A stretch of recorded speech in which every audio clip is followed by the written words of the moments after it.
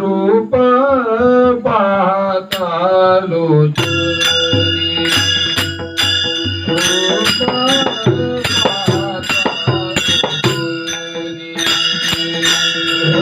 पाहता लोचनी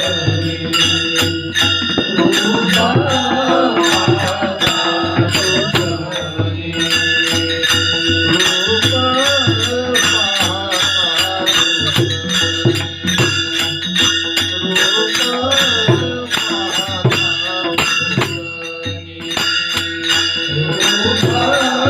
पाहता लोचनी रूप पाहता लोचनी रूप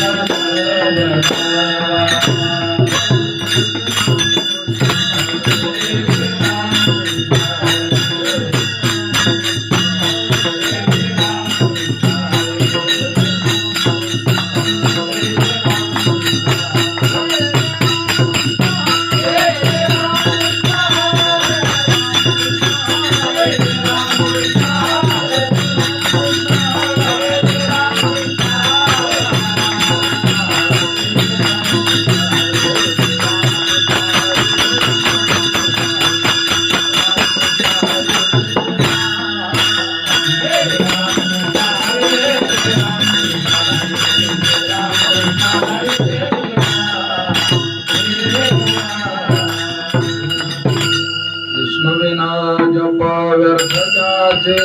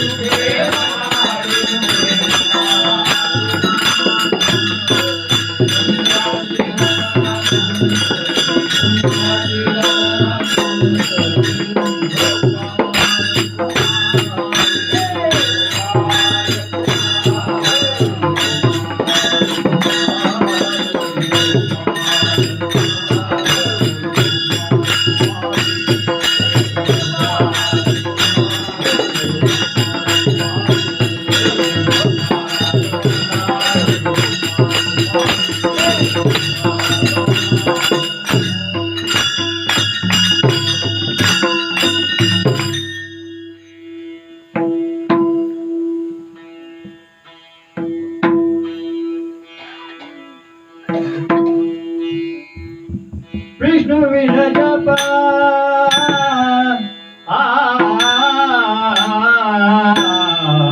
व्यर्थाचे ध्यान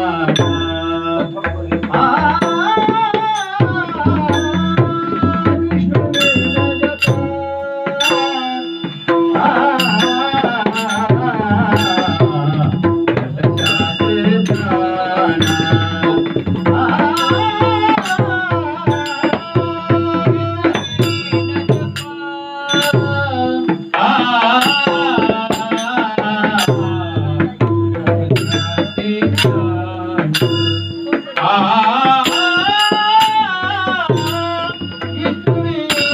जप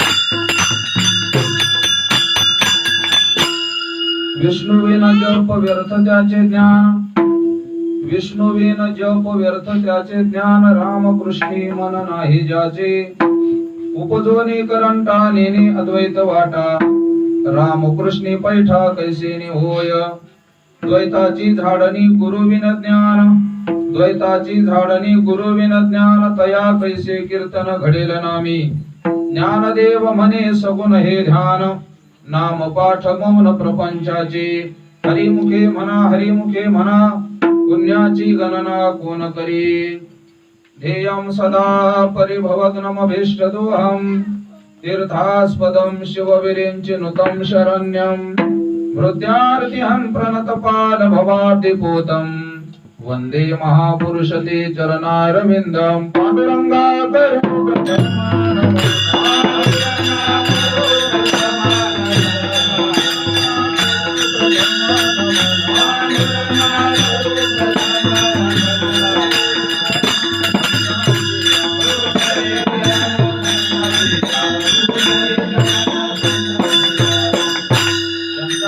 दाने कथेचा विस्तारो बाबाजी सद्गुरु दास तुका काय माझी वाणी मानेल संतांसी रंजव चित्तासी आपुलिया ज्ञानेशं ज्ञानमूर्तिं च साक्षात् प्रेम स्वरूपिणीं नामदेवं दयामूर्तिं नाथं वन्दे पुनः पुनः वैराग्यस्य परामूर्तिं देहो क्षेत्र निवासिनीं तुकाराम महाराज भक्तराज चतुष्टयम् नमो सद्गुरु तुकया ज्ञानदीपा नमो सद्गुरु सच्चिदानंद रूपा नमो सद्गुरु भक्त कल्याण मूर्ती नमो सद्गुरु भास्करा पूर्ण कीर्ती संपाद्य ज्ञानंच विधाय मूर्तिं विलोकितो येन समाधिराज वैराग्यवंतं सुविचारयुक्तं नमामि जोगं शिरसा गुरुं तं दयांचे गिरिया स्मरणं होय सकळ विद्यांचे अधिकरण तेच वंदो श्री चरण श्री गुरूंचे ते नमस्कारोनी आता मस्तक हे पायावरी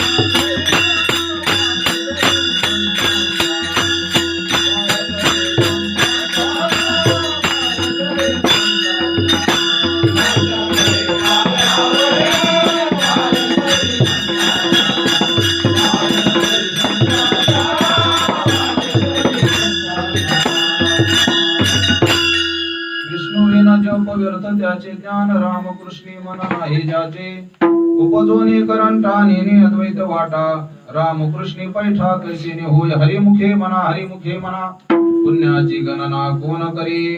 प्रस्तुत प्राप्त प्रसंगी प्राप्त स्थळी अर्थात संत तुकाराम नगर या आपल्या छोट्याच्या वस्तीवर आणि श्रीमंत संत तुकाराम महाराज यांच्या पवित्र मंदिरामध्ये अधिक मासाच्या निमित्ताने आपण हरिपाठ या ज्ञानोबा छोट्याशा ग्रंथाचं चिंतन करत आहोत. आज चिंतनाचा आपला 10वा दिवस आहे आणि आज आपला क्रमाने अभंग 9वा चालू आहे.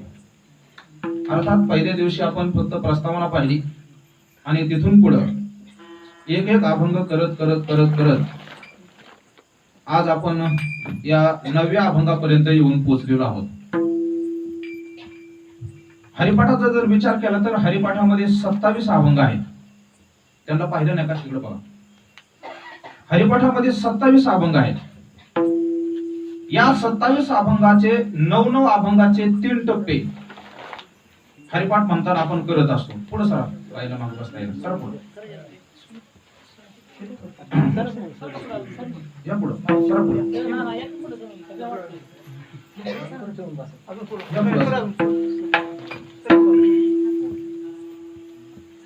हरिपाठ म्हणत असताना वारकरी 27 अभंगाचे 9चे टप्पे करून हरिपाठ म्हणत असतो. आपणही तसेच करतो.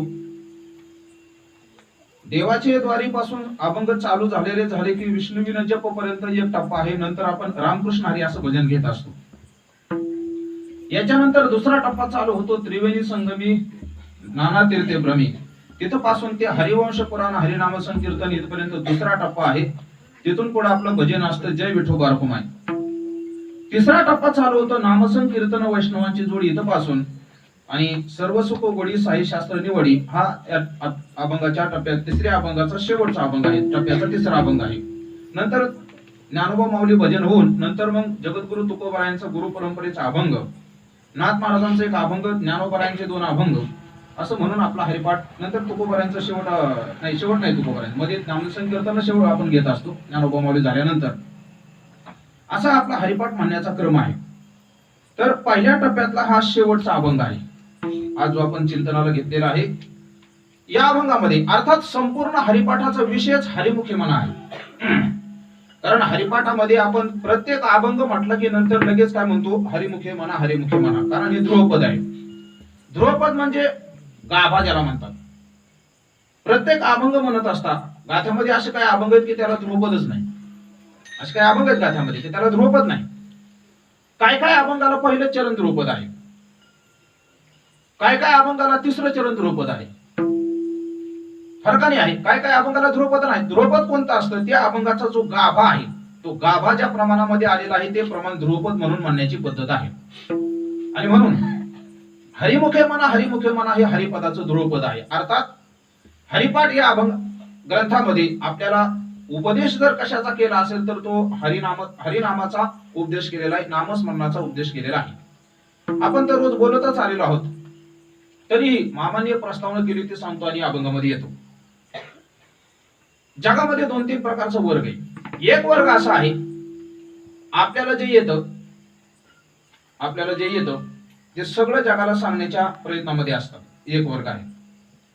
दुसरा वर्ग असा आहे आपल्याला काहीच येत नाही पण जास्त येतं अशा प्रकारे आव आणून जगामध्ये वागणारा एक वर्ग आहे. हा दुसरा वर्ग आहे. तिसरा वर्ग असा आहे आपल्याला जेवढं येतं तेवढं समाजासमोर मांडणारा हा तिसरा वर्ग आहे. आणि चौथा वर्ग आहे आपल्याला जे येतं ते समाजाला देत नाही. समाजाला ज्याची आवश्यकता आहे, समाजाचा जो अधिकार आहे त्या अधिकाराप्रमाणे देतो तो संतांचा वर्ग आहे. पहिला वर्ग असा आहे की तो आपल्याला जे येते ते सगळं देण्याच्या प्रयत्नामध्ये असतो. अर्थात हा जो देणारा वर्ग आहे हा अविचारी वर्ग म्हणावा लागेल. कारण कुठलीही वस्तू देत असताना अधिकाऱ्याच्या हातामध्ये दिली तर तिला ते शोभा आहे. ज्या अर्थी हा देणारा अधिकाराचा विचार करत नाही त्या अर्थी याचाच अधिकार कुठपर्यंत गेला ही मोठी शंका आहे. ऐका, हा पहिला वर्ग आहे. हे आपल्याला सांगता येईल कुठं? शाळेमध्ये शिक्षक इंग्रजीचा विषय शिकवतात, पोरांच्या डोक्यावरून जातो. काय ठराविक पोरं ती फक्त पकडणारी असतात, बाकीच्यांच्या डोक्यावरून जातो. पण ते शिक्षकाचा आटापिटा चाललेला असतो. हे असं आहे, ते तसं आहे, ते तसं आहे, ते पोरग म्हणतं, डोकं खाजवतं, काय आहे ते आता सांगूचा परत त्याच्याकडे बघतही नाही. दुसरा वर्ग असा आहे, मामाने मूळ उदाहरण दिलेले, आपल्याला काहीच येत नाही पण जास्त येतं अशा प्रकारे आवडणारा दुसरा वर्ग आहे. उदाहरण आम्ही नेहमी सांगत असतो. जुन्या काळामध्ये लोक काही नसायचं पण कपडे कडक वापरायचे. लग्न जर जमवा आलं तर दुसऱ्याची शेती दावायची. हे बघा, इथून हे पान चालू झाला, इथून परे हे पार, हे सगळं असं आपलंच आहे. असं बसून लग्न लावली जायची, अजूनही लावली जातात, नाही असं नाही. असं तो एक कडक राहणारा जावई सासरवाडीला गेला. मामाने दिलेलं उदाहरण आहे. सासरवाडीला आता कुठं गेल्यानंतर कसं बसावं याचं सुद्धा शास्त्र आहे बरं का. स्मशानभूमीत गेल्यावर कसं बसावं, सासरवाडीत गेल्यावर कसं बसावं, कीर्तनाला गेल्यावर कसं बसावं, हे ठरलं नाही. सासरवाडीत गेला आणि उघड डोक्यात पाय घालून बसला, असं चालतं का? सासरवाडीत गेल्यानंतर असं कडकच बसावं लागतं, वजनात. मंदिरामध्ये कीर्तन प्रवचन ऐकायला गेल्यावर कसं बसावं, मांडी घातली तर कीर्तन प्रवचन संपेपर्यंत मांडी पुन्हा हल्लीही नाही पाहिजे. हो, आता सगळ्याचेच गुडघे दुखायला लागले, तो भाग सोडून द्या. तरण्या माणसासकट म्हाताऱ्याचे, फक्त ज्यांचे पाय दुखते त्यांनी थोडं लांब बसत जावं, म्हणजे बोलणाऱ्याला त्रास होत नाही. समोर हालचाल झाली की बोलणाऱ्याचं लक्ष विचलित होत असतं, म्हणून असा त्रास असेल त्याने थोडं लांब बसायचं कधीही दुसऱ्या ठिकाणी गेल्यानंतर. आता हे आपलंच घर असल्यामुळे आपण काय कुणाला काय बोलत नाही. ऐका, ते जावई बुवा होते, कडक कपड्यात गेले. सासूबाईला आनंद झाला. नाकीचा मोती ठेवी गहाण आणि राखी जावयाचा मान, असे म्हणतात एक म्हणे. महाराजची धावपळ सासूबाईची चालू झाली. जावई आले, तेवढ्यात गडबड अशी झाली, दुसऱ्या जावयाचं पत्र आलं. दुसऱ्या जावयाचं पत्र आल्यानंतर सासूबाईला असं वाटलं की आपल्याला तर वाचा येत नाही, पण जावई जे अर्थी एवढे कडक राहतात ते अर्थी जावई नक्की आपल्याला वाचून सांगते, म्हणून जावयाच्या हातात ते पत्र दिलं. जावई खुर्चीवर मस्त पायावर पाय टाकून बसले होते. जावयाला ते पत्र फोडलं. महाराज, ते आंतरदेशीय कार्ड जुन्या काळात असायचे. आंतरदेशीय कार्ड जावयाने जसं फोडलं तसं जावयाच्या डोळ्यातून टपा टपा टपा टपा पाणी चालू झालं. सासूबाईला शंका आली की बहुतेक त्या जावयाचं काहीतरी बरं वाईट झालं. कोरोना असं काय झालं का काय? जावई रडायला लागल्यानंतर सासूबाईला कुठं रडणं आवडतं का महाराज? अगोदरच बायकांचं रडणं जवळ असतं. जे काय त्या बाईने रडायला सुरुवात केली, भोंगाच लावला. आपल्या भोंगाचा तरी आवाज कमी होतो, तिचा लय आवाज येतो. या भोंग्याचा आवाज आपल्याला तिकडे जात नाही, पण तिकडे जर एखादी बाई भांडायला लागली की सगळा इकडे आवाज येतो. सगळ्या गावातल्या बाया जमा झाल्या. एकमेका सहाय्य करू, अवघड घालू, गोंधळ, पुढचं गोंधळ आहे. जे सगळ्यांनी रडायला, नेमकंच सासरा शेतात गेला होता सकाळ सकाळ. दुपारी आल्यानंतर पाहिलं तर घरासमोर सगळ्या बाया रडत्यात. त्याने विचार केला, म्हातारी तर बरं सकाळी चांगली होती, मला जाताना विचारलं तुम्ही आल्यानंतर काय भाकरी खाणार का, पोहे खाणार का, गरा खाणार? ठणठणे पातळ होते. काय झालं का काय घरी, नेमकं काय झालं का काय म्हणून मागची जी काय गंगूबाई होती त्या गंगूबाईला विचारलं, का गंगूबाई काय झालं? गंगूबाई म्हणली, मला माहित नाही, ठकूबाई रडती म्हणून मी रडते. गंगूबाईने सांगितलं, ठकूबाई रडते. ठकूबाईला विचारलं, तुम्हाला काय झालं रडायला? मला काय झालं रडायला? आता कोणाचे तरी नाव येईल बरं का बायांचं, मला काय सगळ्याचे नाव माहित नाही, चुकून गोंधळ होईल. मी एका ठिकाणी कीर्तनाला गेलो, म्हणलं नाव असतं शांताबाई, भांडायला लागलं तो कुत्र्याची आहे. असं मी कीर्तनात म्हणलो, ज्यांच्या घरी जेवलं त्या बाईचंच नाव शांताबाई होतं. लोकांनी नंतर सांगितलं मला. असं काय होण्याची शक्यता आहे. लोन असं पार म्हातारीपर्यंत गेलो. म्हातारा, अरे काय झालं, काय झालं म्हणल्यानंतर म्हातारी म्हणली, मला बी माहित नाही, जावई रडतात म्हणून मी रडते. जावई बोलला, विचारलं, का तुम्हाला काय झालं रडायला? ते म्हणलं, मला काय झालं नाही, जेव्हा शिकायचं तेव्हा शाळेत गेलो नाही, मला वाचायलाच येत नाही म्हणून मी रडतो. कशा करता उदाहरण सांगितलं. राहणं तर खूप वाईटीत आहे पण काहीच येत नाही. दुसरा वर्ग आहे. तिसरा वर्ग जगातला असा आहे की आपल्याला जे येतं ते समाजाला सांगण्याचा प्रयत्न करतो. बहुतेक शाळेतले शिक्षक आमच्यासारखे कीर्तनकार याचा याच्यामध्ये समावेश होतो. आम्हाला जेवढं येतं तेवढं आम्ही बोलत असतो. पण चौथा वर्ग महत्वाचा असा आहे, आपल्याला जे येतं ते समाजाला देत नाही. समाजाच्या जे हिताचं आहे, समाजाचा जो अधिकार आहे त्या अधिकारानुसार देणारा वर्ग संत महात्म्यांचा आहे. कशा करता प्रस्तावना केली? हरिपाठाचाच उपदेश ज्ञानोबरायांनी हरिपाठ या ग्रंथामध्ये का केला, नामस्मरणाचा उपदेश का केला, त्याच्या पाठीमागची पार्श्वभूमी आहे. ज्ञानोबरायांचा विचार केला तर ज्ञानोबराई योग्यांचे राजे आहेत. सहावा अध्याय जर उघडून बघितला तर असं वर्णन आपल्याला योगशास्त्रामध्ये सापडेल का नाही शंकाच आहे. योगामध्ये ज्ञानोबराई निपुण आहेत म्हणून तो वर्णन आहे ना, ज्ञानराज माझी योग्यांची माऊली. ज्ञानोबराई योग्यांची माऊली आहेत. ज्ञानाच्या बाबतीमध्ये विचार केला तर भगवान परमात्म्याने प्रत्यक्ष ज्ञानोबरायांचं वर्णन केलेले आपण एके दिवशी प्रवचनात बोललो होतो, पण विषय आले म्हणून पुन्हा बोलतो. नामदेव ज्ञानोबरायांनी समाधी घेण्याचा विचार परमात्म्यासमोर बोलून दाखवला. ज्ञानदेव म्हणे विठ्ठलासी समाधान तुझी होसी, परी समाधी हे तुझ पासी घेईन देवा, न लगे मज मुक्ती न लगे मज मुक्ती, तुझ्या चरणी आरती थोर मज. आता तिसरं चरण महत्वाचे. भगवान परमात्मा ज्ञानोबरायला सांगतात, विठोजी म्हणे ज्ञान देवा, ज्ञान सागरा स्वानुभवा, वचनेचे विसावा झाला मज. प्रत्यक्ष भगवान परमात्म्याने ज्ञानोबरायांचं वर्णन केलं. विठोजी म्हणे ज्ञान देवा, ज्ञान सागरा स्वानुभवा, तुम्ही ज्ञानाचे देव आहात, ज्ञानियांचा राजा, गुरु महाराव. अनेक प्रमाणात आपल्याला वेळ कमी अभंगाचे चिंतन करायचे असल्यामुळे प्रमाण जरा शॉर्टकट मध्ये घेऊ आपण. ज्ञानोबरायांचं ज्ञानाचे राजे म्हणून अनेक संतांनी वर्णन केलं. ज्ञानियांचा शिरोमणी वंद्य जोका पूज्य स्थानी, चिंतकाचा चिंतमणी चिंतामणी, ज्ञानोबा माझा कैवल्याचा पुतळा या अभंगामध्ये नाथ महाराजांनी वर्णन केलेले. जनाबाई महाराज ज्ञानोबरायांचं वर्णन करतात. ज्ञानाचा सागर, ज्ञानोबराय ज्ञानाचे सागर आहेत. ज्ञानाचे सागर ज्ञानोबराय असताना सुद्धा हरिपाठामध्ये ज्ञान नाही असं नाही, पण हे भक्तियुक्त ज्ञान आहे. केवळ ज्ञान वेगळं आणि हरिपाठामध्ये सांगितलेलं हे भक्तियुक्त ज्ञान आहे. विषय आलेलाच आहे आजच्या अभंगामध्ये, तोच विषय आहे महत्वाचा. कर्माचं साधन. ज्ञानोबरायांना कर्म माहित नव्हतं का? अहो गीतेमध्ये असं वर्णन आहे. मी तुम्हाला सांगितलं होतं की काय कूट श्लोक असतात. आपण गणपतीचं कीर्तन केलं त्यावेळेस बोललो होतो की व्यास महाराजांना ग्रंथ लिहायचा होता आणि व्यास महाराजांनी विचारलं कोणी आहे का लेखक? ते म्हणजे गणपती बाप्पा आहेत. गणपती बाप्पाकडे गेले. गणपती बाप्पाला विचारलं का हो तुम्ही ग्रंथ लिहिणार का? गणपती बाप्पाने सांगितलं मी ग्रंथ लिहायला तयार आहे, पण व्यास महाराजांनी सांगितलं माझी अट अशी आहे, मी सांगितल्यानंतर मध्ये थांबायचं नाही, नॉनस्टॉप लिहायचं.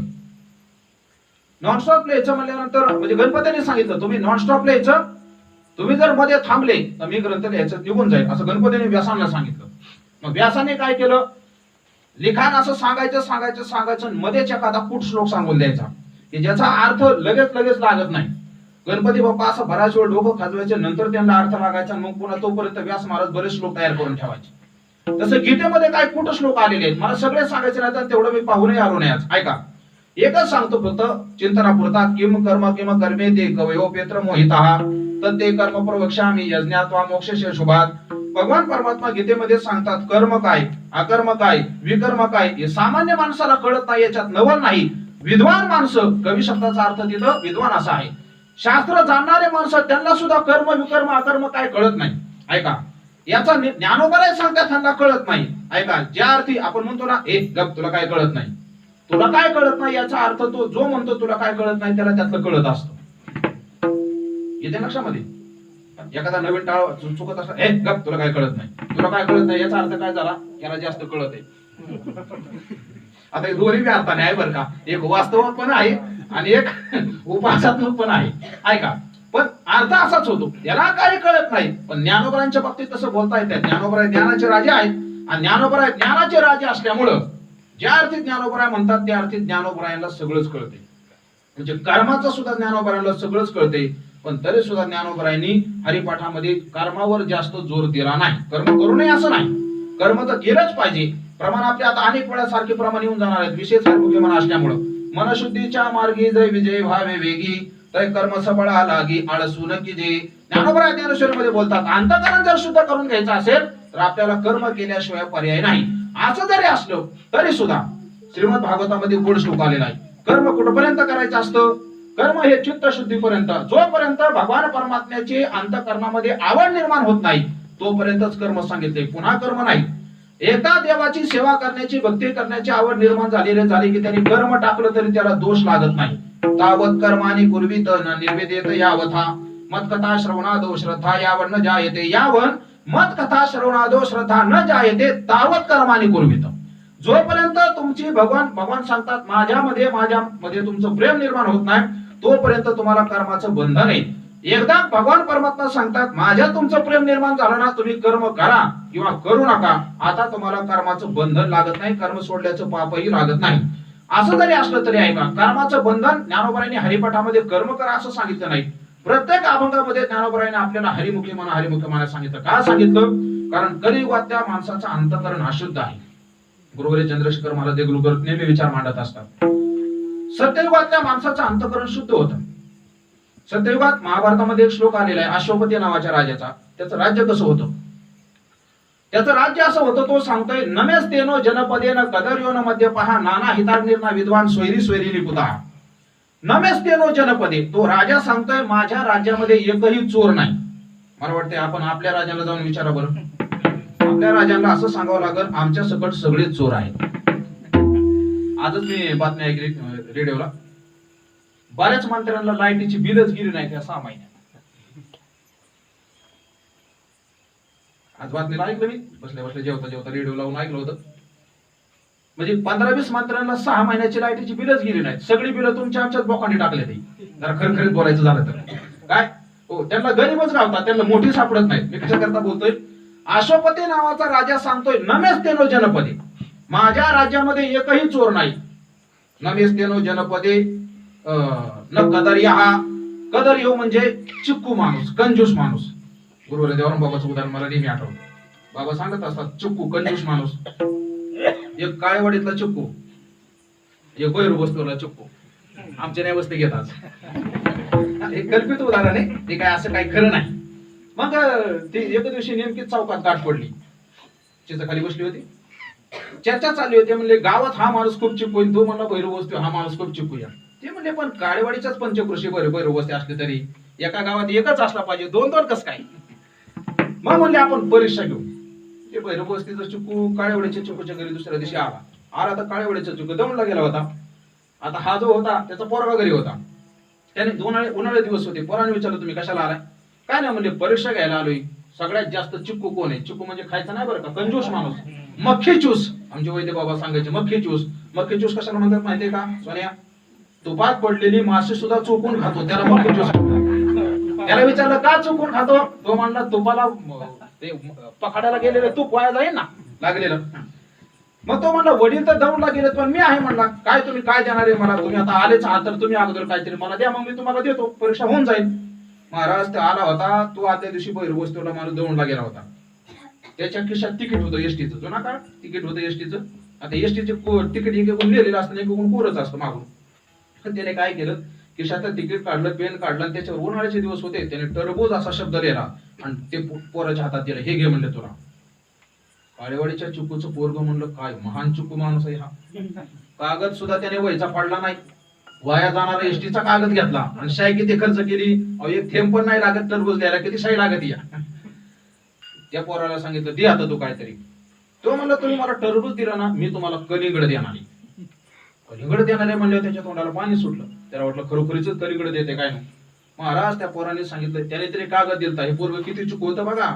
या पोराने सांगितलं, असा हात केला आणि म्हणला घ्या तुम्हाला हे कलिंगड.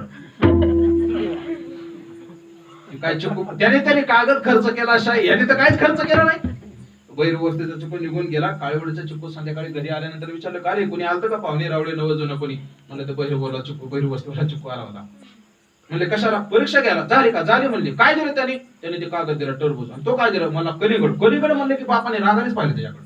कलिंगड दिला? नाही खरोखरीच नाही दिला. म्हणला मग मी फक्त असा हात केला आणि त्याला म्हणलं घे कलिंगड. एवढा हात बघितल्या बापाला इतका राग आला महाराज, त्याने खन केली कान खाली लावली. मूर्खा, एवढाच हात करायचा होता, एवढा कशाला केला? किती कंजूस माणसं असते. तो राजा सांगतो माझ्या देशामध्ये एकही कंजूस माणूस नाही. न कदर हा न मद्य पहा. ऐका, दारू पिणारा एकही माणूस नाही. आता हेच अवघड आहे. हे आता असंच ठेवतं, ह्याच्यावर काहीच बोलत नाही. काय ठराविक बोटा मोडण्या एवढी माणसं सोडली तर बहुतेक सगळीच माणसं दारू पितात. अहो तुम्हाला माहित नसेल काय काय माळकरी बी दारू प्यायला लागले. आता लई खासगी होईल, लाईव्ह चाललंय सगळं आपलं. तो राजा सांगतो न मद्य पहा. अहो इंग्रज आपल्या देशामध्ये येण्याच्या अगोदर एकही दारू पिणारा माणूस, दारूचा कारखाना आपल्या देशामध्ये नव्हता. आता ते साल नक्की देणार नाही. राजूभाई दीक्षितांनी गोड सांगितले, त्यांच्या क्लिपा तुम्ही ऐकत कधी व्हॉट्सअपला, मोबाईल तर सगळ्याच्या हातात आहेत. काय तो माणूस होऊन गेला, भयंकर विद्वान. इंग्रज आपल्या देशामध्ये तो बेपारी होता. त्याने सांगितलं की आपल्याला भारत जर बिघडवायचा असेल तर भारतामध्ये आपल्याला भारतीयांची मन अगोदर बिघडावी लागतील. कारण मनावर सगळं अवलंबून आहे. यांची मन कशा, यांची मन संस्कृतीत बांधलेली, यांना संस्कृतीपासून बाजूला काढलं पाहिजे. मग बघा, माणसं दिसायला हिंदू वेशामध्ये आहेत पण असायला सगळे इंग्रजाळलेली माणसे, सगळे विचार इंग्रजीत. पॅन्ट शर्ट हा पोशाख आहे आपला, भारतीयांचा नाही, भारतीयांचा हा पोशाख आहे. आणि लोक ह्या पोशाखाला बघून हसतात भारतातले. किती नवल आहे, काय पगडा इंग्रजांचा आपल्यावर. पॅन्ट शर्ट हा पोशाख इंग्रजांचा आहे. ऐका, ते म्हणले की पहिला दारूचा कारखाना कुठं चालू झाला भारतात? ऐका, कलकत्त्याला पहिला दारूचा कारखाना चालू झाला भारत देशामध्ये, इंग्रजांनी चालू केला. इंग्रजांनी दारूचा कारखाना केला. 2 वर्षानंतर त्या इंग्रजांच्या अधिकाऱ्यांनी विचारलं कसं काय चाललंय, कसं काय चाललंय म्हणल्यानंतर हे म्हणले एकही माणूस दारू प्यायला येत नाही. काय गंमत असेल, किती माणसं शुद्ध राहत असतील, किती विचार शुद्ध असतील. काही वर्ष गेल्यानंतर त्याला विचारलं, आता म्हणले 4-5 कारखाने फुल चालायला लागले. मला सगळं सांगायचं नाही, विस्तार करायचा नाही.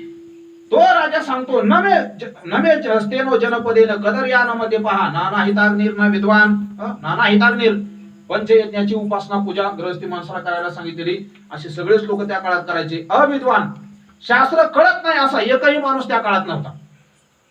ऐका, म्हातारपणात माणसाला दुःख भोगावं लागतं. याचं कारण काय माहिती का?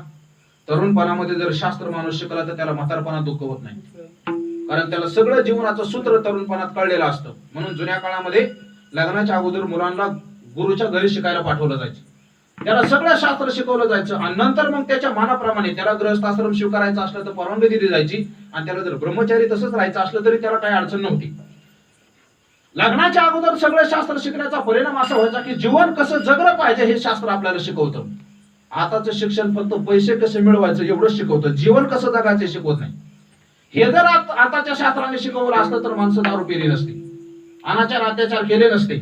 चला, म्हणून तो सांगतो, नाना हिताग्निर न विद्वान स्वैरे स्वैरेने कुतः, स्वैराचार करणारा एकही पुरुष माझ्या राज्यात नाही. जिथे एकही पुरुष नाही तिथे स्त्री कसं काय असणार? हे सत्ययुगातल्या राजाचं वर्णन आहे. इतकं पवित्र वातावरण त्या काळामध्ये होतं, म्हणून माणसाला ध्यान ही साधना होती. कृते ध्यायतो विष्णू त्रेतायाम यजतो मखैहि. त्रेतायुगामध्ये माणसाच्या अंतःकरणाची बैठक थोडी ढासळली, यज्ञ केले जायचे, मोठे मोठे यज्ञ केले जायचे. द्वापार युगामध्ये परिचर्या म्हणजे सेवा कशी करायची? यथा देहे तथा देवे.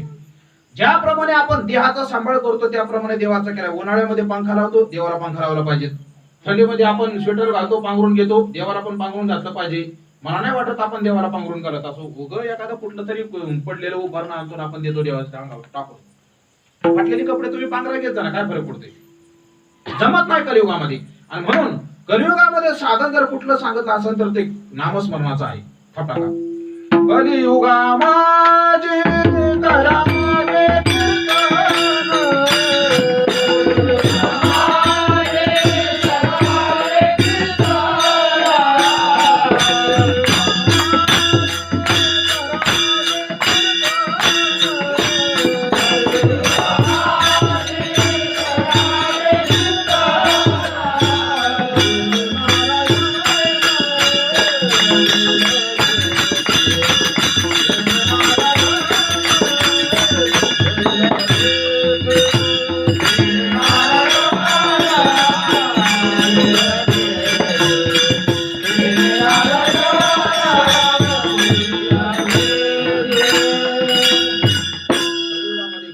सांगितले. म्हणून हरिपाठामध्ये ज्ञानोबारायांनी आपल्याला आग्रह करून सांगितलेले हरिमुखे म्हणा, हरिमुखे म्हणा.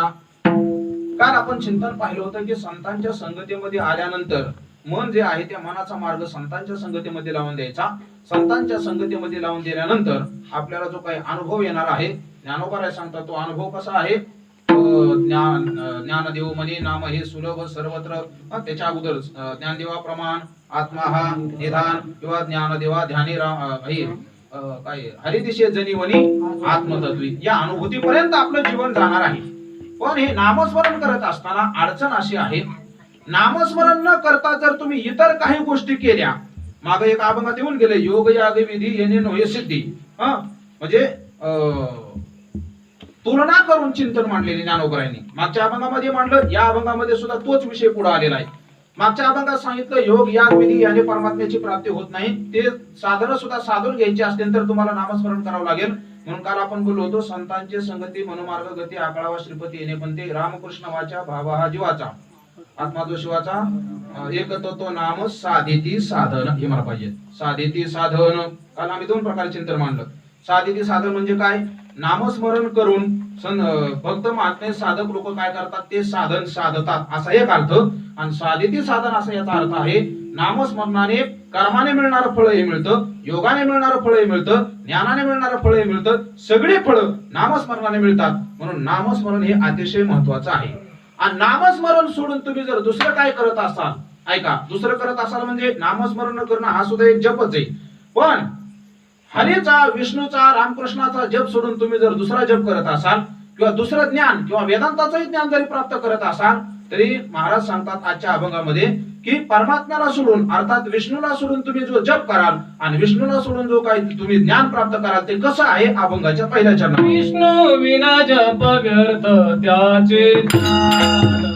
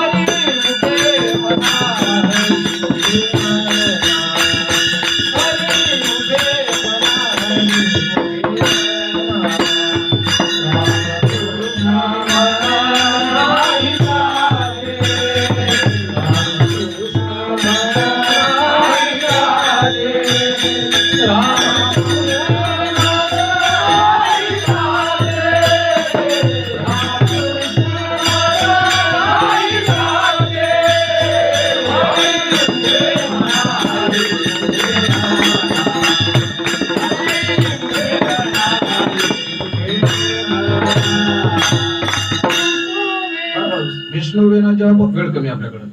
विष्णुविन जप व्यर्थ त्याचे ज्ञान रामकृष्णी मन नाही ज्याचे. ज्ञानोबराय सांगतात ज्याचे मन रामकृष्णी नाही. उत्तरार्ध जो आहे तो अगोदर लावून घ्या अन्वय असं. ज्याचे मन रामकृष्णी नाही, नामस्मरणामध्ये ज्याचं मन नाही आणि जो ज्ञान ऐका इथं ज्ञानाचा निषेध या अभंगामध्ये केलेला नाही. कारण ज्ञानासारखं पवित्र काहीच नाही असं भगवान गीतेमध्ये बोलतात. नाही ज्ञानेन सदृशम पवित्रमिह विद्यते. ज्ञानासारखं पवित्र नाही. मग इथं असं का म्हटलेलं आहे व्यर्थ त्याचे ज्ञान? तर व्यर्थ त्याचे ज्ञान म्हणजे हे शब्द ज्ञान आहे, शब्द ज्ञान आहे. कारण बालयोगी महाराजांनी असं चिंतन केले पंजाब आणि महाराष्ट्र भारतामध्ये या दोन राज्यामध्ये पोपट पंचमी वेदांत बोलणारी भरपूर वाढलेली आहे. आम्हाला अनुभव नाही तो. ऐका आम्ही वेदांताच्या प्रक्रिया तुम्हाला सांगू. अपरोक्ष ज्ञान याला म्हणतात, परोक्ष ज्ञान याला म्हणतात. न्यायामध्ये संबंध 6 प्रकारचे संबंध सांगितलेले आहेत. समवाय संबंध काय, संयुक्त समवाय संबंध काय, संयुक्त समेत संबंध काय, विशेषण संबंध काय. अहो हे आम्ही शिकलोय, आमचं पाठ झाले, पण आम्ही त्या अनुभवापर्यंत अजून गेलेलो नाही.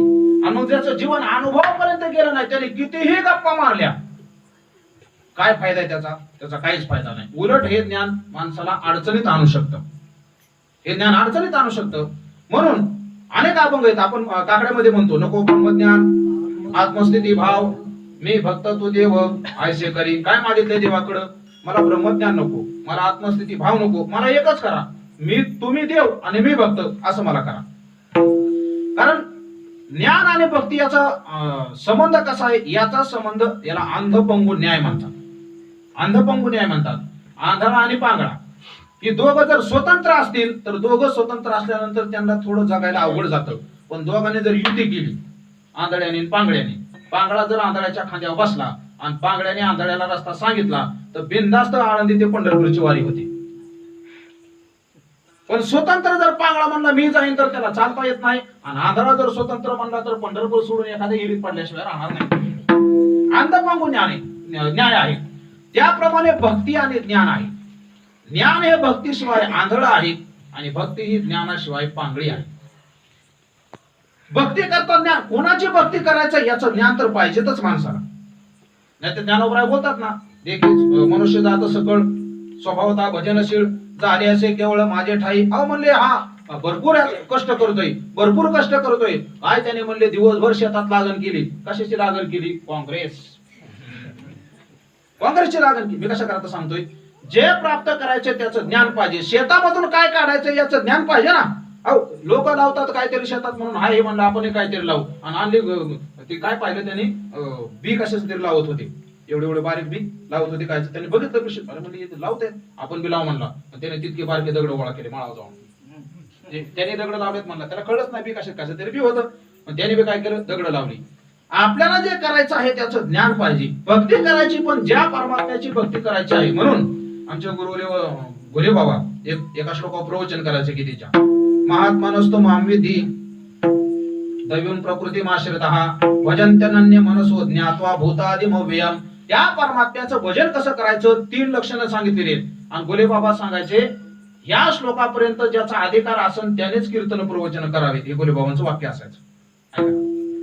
महात्मा त्याला म्हणतात महात्मानस्तु काय मां पार्थ दैवीं प्रकृतिमाश्रितः. ज्याने दैवी प्रकृतीचा आश्रय केलेला आहे त्याने तो काय करतो, भजन करतो. कसं भजन करतो? पुढे लक्षात सांगितले ज्ञात्वा, जाणून. काय जाणून? भूतादिम अव्ययम. 2 लक्षणं सांगितली. काय जाणतो? भूतादिम म्हणजे सगळ्या भूताच्या अगोदर असलेला जो परमात्मा आहे त्याला जाणतो. आणि अव्यय म्हणजे ज्याचा नाश होत नाही. आपण बोललो होतो स्वभावना आपलं स्वतः नाश, परतानाश आणि आश्रय नाश. नाशाचे 3 प्रकार आहेत. स्वतः नाश म्हणजे काय? ऐका, वस्तू आपोआप नष्ट होतात. म्हातारा झाल्यानंतर माणूस आपोआप मरतो. म्हाताराच काय तर नाही मरायला लागला, पण नाही मेला समजा, त्याला नाही मरण आलं तर म्हातारा होऊन माणूस मरणारच आहे. म्हणजे ह्याला काय म्हणायचं? स्वभाव नाश. स्वभाव तर नष्ट होणार आहे. दुसरा नाश आहे तो परतानाश आहे. परतानाश म्हणजे काय? एखाद्याने खून केला, करू नये असं, पण केला खून केल्यानंतर त्याचं वय संपायच्या अगोदर त्याचा काय झाला, नाश झाला, याला परतानाश म्हणतात.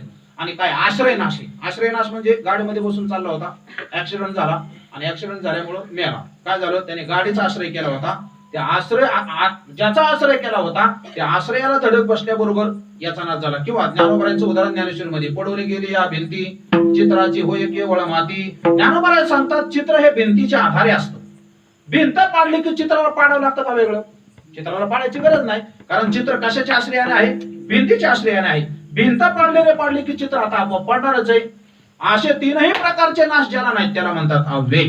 असा प्रकारचा परमात्म्याला जाणून जो भजन करतो. म्हणून ज्ञानामध्ये भक्तीमध्ये भक्ती ही डोळस पाहिजे.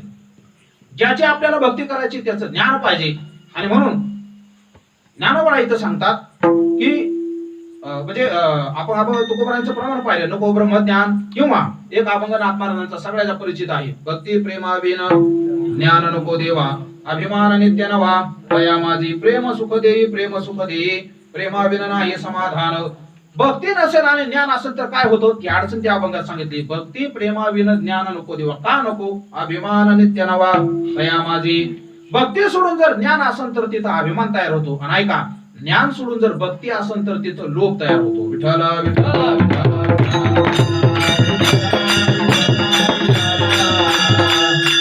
ज्ञान जर नसेल आणि भक्ती जर चालू असेल, भक्ती करून काय मिळवायचं याचं ज्ञान नसेल तर मग आम्ही भक्तीचा बाजार करू. आता लय स्पष्ट बोलत नाही, चला तुम्ही समजून घ्या. इथे गुह्यतमम शास्त्रम. ऐका, म्हणून या अभंगामध्ये ज्ञानोबराय ज्ञानाचा तिरस्कार करत नाही. ज्ञान तर पवित्रच आहे, ज्ञान तर श्रेष्ठच आहे, सगळ्यांनी त्या ज्ञानापर्यंत प्राप्त व्हावं. पण ते ज्ञान प्राप्त करून घेत असताना ज्ञानोबरायांनी एक अट या अभंगामध्ये घातलेली आहे. रामकृष्णी मन नाही ज्याचे, ज्याचं मन रामकृष्णामध्ये नाही म्हणजे जो भक्ती करत नाही त्याचं ते ज्ञान व्यर्थ आहे.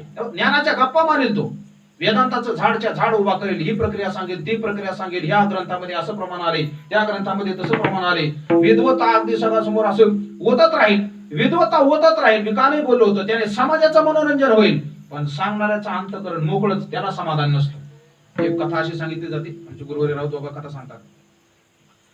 कुणीतरी एक विनोदवीर होता.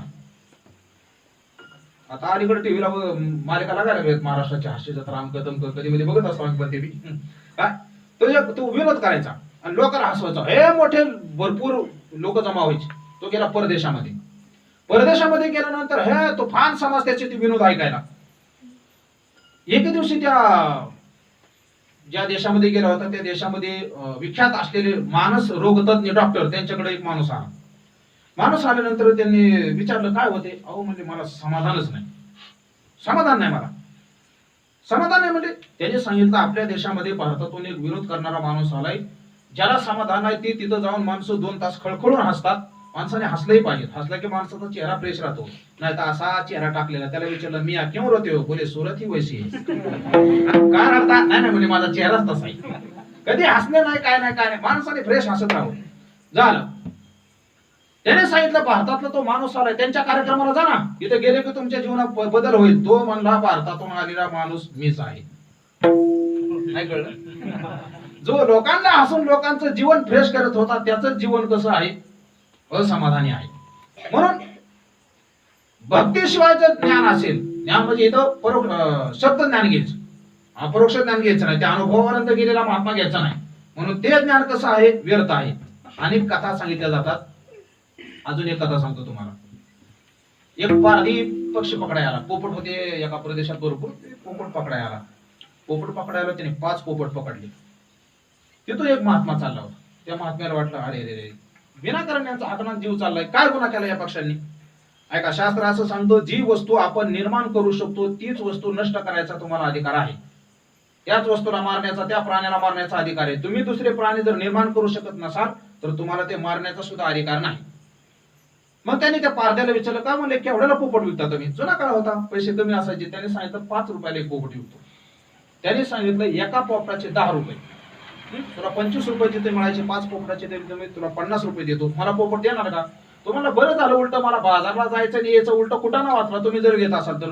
मग त्या महात्म्याने ते पोपट त्याच्याकडून विकत घेतले आणि पोपट विकत घेतल्यानंतर 2 महिने त्यांना ट्रेनिंग दिलं. काय ट्रेनिंग दिलं. पारदे येतील जाळं टाकतील त्याच्यावर बसायचं नाही. पारदे येतील जाळं टाकतील त्याच्या 2 महिने त्या पोपटा करून रटवून घेतलं. जिथं पोपट जातील तिथं ते सगळे आपल्या पोपट बांधवांना सांगू लागले पारदे येतील जाळं टाकतील त्याच्यावर बसायचं नाही. पारदे येतील जाळं टाकतील त्याच्यावर. महाराज त्या प्रदेशातल्या सगळ्याच पोपटांचा हा मंत्र पाठ झाला. त्या महात्म्याला वाटलं चला आपण कष्ट केले त्याचं काहीतरी फळ झालं. ते पारधी 2 महिने कुठेतरी गावाला गेला होता दुसऱ्या प्रदेशात. तिथं पुन्हा आला. आल्यानंतर तो झाडाखाली गेला तर त्या झाडावरचे सगळेच पोपट म्हणत होते पारदे येतील जाळं टाकतील बसायचं नाही. 4 दिवस तो पारधी नुसताच यायचा ऐकून बोर व्हायचा आणि घरी निघून जायचा. डोका धरून बसला. एक मित्र म्हणला का रे काय झालं. या पारध्या पोपटांना कुणी सावध केले म्हणले. मी झाडाखाली गेलो की त्यांचं लगेच शब्द चालू होते पारदे येतील जाळं टाकतील त्याच्यावर बसायचं नाही. तो म्हणला जसे माणसं बोलतात तसं वागतात असं तुला कोणी सांगितलं. एकदा जाळं टाकून तर बघ काय होते. आता 2 महिने तो पारदे आलाच नव्हता. त्यांना बी धान्य मिळालं नव्हतं. त्या पारध्याने धान्य खाली टाकलं जाळं टाकलं. 2 महिने ह्या पक्ष्यांनी काही खाल्लं नव्हतं. ते पक्षी सगळे बसले तसे नाही बसले. म्हणत बसले पारदे येतील जाळं टाकतील त्याच्यावर बसायचे नाही आणि सगळे तिथं बसले. हे कोणाचं सांगतोय. हे तुमच्यापेक्षा आमचं जास्त आहे. संसार दुःखामुळे आम्ही कीर्तनात लोकांना सांगतो. प्रवचनात कालच सांगितलं ना पैशाच्या मागे अनर्थ आहेत. कीर्तन झाले की पाकिट लागतंय ना. या शब्द ज्ञानाचा निषेध या अभंगामध्ये. ते ज्ञान व्यर्थ आहे. व्यर्थ त्याचे ज्ञान. हो. आणि विष्णुविन जप. विष्णुविन जप म्हणजे ऐका इतरही जप करणारे लोक आहेत. इतर जप कशा करता करतात. मला वाटते अथर्व वेदामध्ये ज्ञानोबरायांनी 3च वेदाचं नाव घेतले ज्ञानेश्वरीमध्ये. ऋग यजु साम तोमी म्हणे आत्मा. 4था वेद घेतला नाही. का घेतला नाही त्याचा एक बारकाव आहे. अथर्व वेद 4 आहेतच याच्यामध्ये काही वादच नाही. पण अथर्व वेदामध्ये ज्या काही तांत्रिक गोष्टी आहेत ज्या हिंसात्मक गोष्टी आहेत ज्याच्याने लोकांना काही अनर्थ करता येतात अशा प्रकारचे मंत्र त्या वेदामध्ये असल्यामुळं ज्ञानोबरायांनी सुद्धा त्याचं नाव घ्यायचं टाळाटाळ केलेली आहे. ऐका म्हणून ते जे काय बाकीचे मंत्र आहेत किंवा अजून एक असा भाव असा काढता येईल. विष्णुवीर जप रामकृष्णी मन नाही ज्याचे याला धरून दुसरा असा भाव काढता येईल. रामकृष्णामध्ये मन असणं म्हणजे भगवान परमात्म्याच्या भक्तीशिवाय आपल्याला दुसरं काहीच नकोय. अशा प्रकारची धारणा जर नसेल तर केलेला जप व्यर्थ आहे. तशी धारणा नसेल तर काय धारणा असेल? अहो संसारातल्या वस्तू मिळाव्यात, मान मान्यता वाढावी, जिकडे जाईन तिकडे आपल्याला लोकांनी मानावं म्हणून हे सांगत असताना वासना सांगत असताना 3 प्रकारच्या वासना सांगितलेल्या. त्याला येशना शब्द आहे. लोकेशना, वित्तेशना, दारेशना असंही म्हटलं जातं. किंवा वासना सांगत असताना 3 प्रकारच्या वासना आहेत. एक देह वासना आहे, दुसरी शास्त्र वासना आहे आणि तिसरी लोक वासना आहे. विठ्ठल विठ्ठल.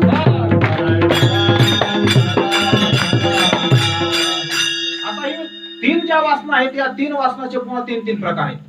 शास्त्र वासना 3 प्रकारची, लोक वासना 3 प्रकारची आणि देह वासना 3 प्रकारची. ऐका, अगोदर आपण शास्त्र वासनेपासून सुरुवात करू. शास्त्र वासना 3 प्रकारची. कुठली?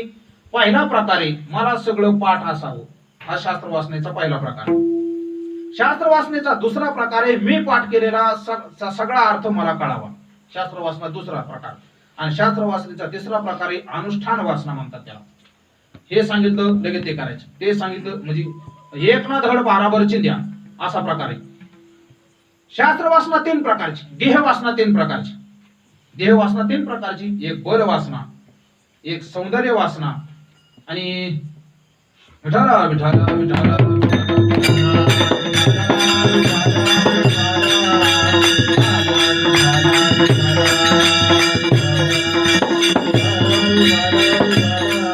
एक बल वासना, एक सौंदर्य वासना आणि एक पावित्र्य वासना. या 3 वासना देह वासनेच्या आहेत. बलवान आपण असावं. काय काय माणसं आयुष्यभर नुसते खातात आणि व्यायामच करतात. करू नये असं नाही, देह तर चांगला राहिलाच पाहिजे. पण किती ज्ञानोबराय सांगतात ना तरी अंगाबळी यावे का सुधा तुळशा जावे का जिभेचे पुरावे मनोरथ. महात्मा जेवण करताना 3 गोष्टीकडे लक्ष ठेवत नाही. आपल्याला बळ यावं म्हणून महात्मा खात नाही, देवाची उपासना करण्याकरता देह चांगला राहावा म्हणून महात्मा जेवत असतो. ऐका, अंगाबळ यावे का सुधा तुळशा जावे. काय काय माणसाला तर अंदाजच लागत नाही किती खावं. मी तर विनोदाला नेहमी सांगतो, एक जण जेवायला बसला, जेवायला बसल्यानंतर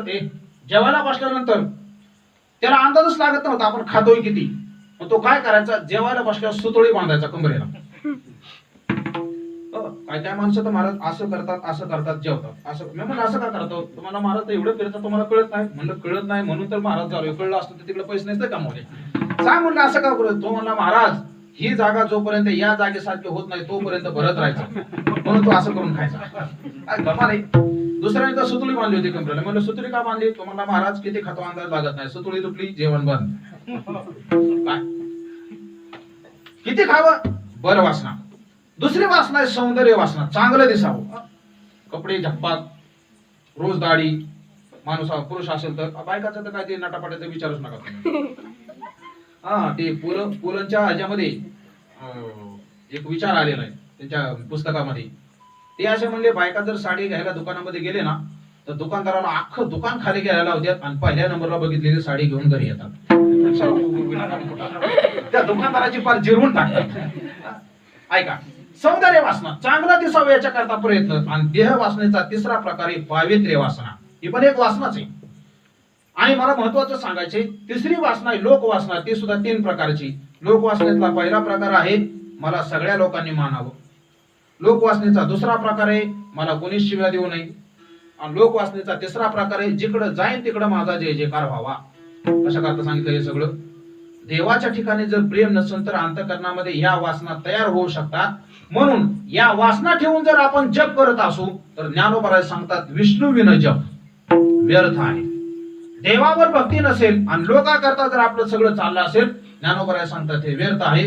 आणि म्हणून ज्ञानोबराय सांगतात विष्णू विन जप व्यर्थ त्याचे ज्ञान, रामकृष्णी मन नाही ज्याचे. आणि जर रामकृष्णामध्येच मन नसेल तर जन्माला येऊन तो कशा प्रकारचा आहे? अभंगाचं दुसरं चिन्ह. अरे मुखे भारी परंता देणे अमृत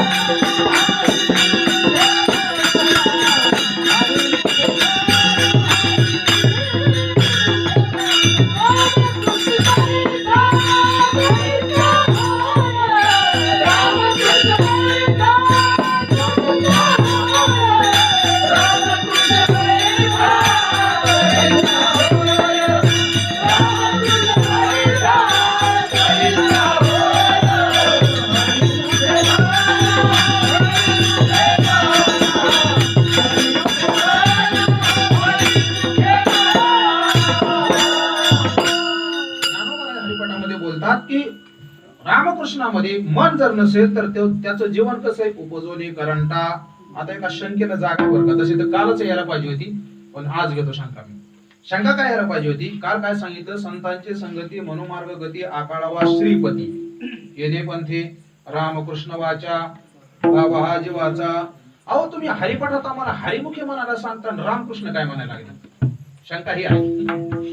आलं का लक्षामध्ये? एक काहीतरी धरून बोला ना. एक तर तुम्ही हरीला तरी हरीचं नामस्मरण करायला सांगा, नाहीतर रामकृष्ण म्हणायला सांगा. हे काय म्हणले, अगोदर 4-5 अभंगात सांगितलं हरिमुखी म्हणा आणि कालपासून म्हणताय रामकृष्ण वाचा. आजच्या अभंगामध्ये पुन्हा विष्णूचं नाव घेतलं, म्हणजे तुम्ही तुमचं डोकं ताळ्यावर आहे का, अशी शंका आहे. शंका अगदी सोपी साधारण आहे. आपण याचं चिंतन नेहमी करत असतो की भगवान परमात्मा एकच आहे, देव एकच आहे, पण त्या देवाची रूप अनेक आहेत. आपण त्या दिवशी कीर्तनामध्ये बोललो होतो. सोनं एकच असतं, पण एका सोन्याचे दागिने वेगळे केलेले जातात, त्याचा आकार वेगळा असतो, नाव वेगळे असतात, असताना सोनं एकच आहे. तसं परमात्म्याची रूपा वेगळी आहेत. म्हणून तर आपण काकड्यामध्ये म्हणतो पहा, अनंत रूपे अनंत वेशे देखले म्या त्यासी बाप रखुमा देवीवरू कोण पाहणे कैसे. म्हणून ज्ञानोबा सांगतात. म्हणून शंका ही कशी आहे, अगदी क्षुल्लक शंका आहे. विष्णू राम आणि हरी सगळे एकच आहेत. म्हणून ज्ञानोबा इथं सांगतात उपजोनी करंटा.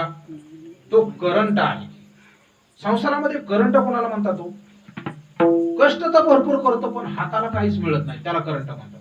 काय करंट आहे म्हणजे, हातात आलेला घास गेला, लोक म्हणतात ना, हातात आलेला घास गेला. कपाळ करंट आहे.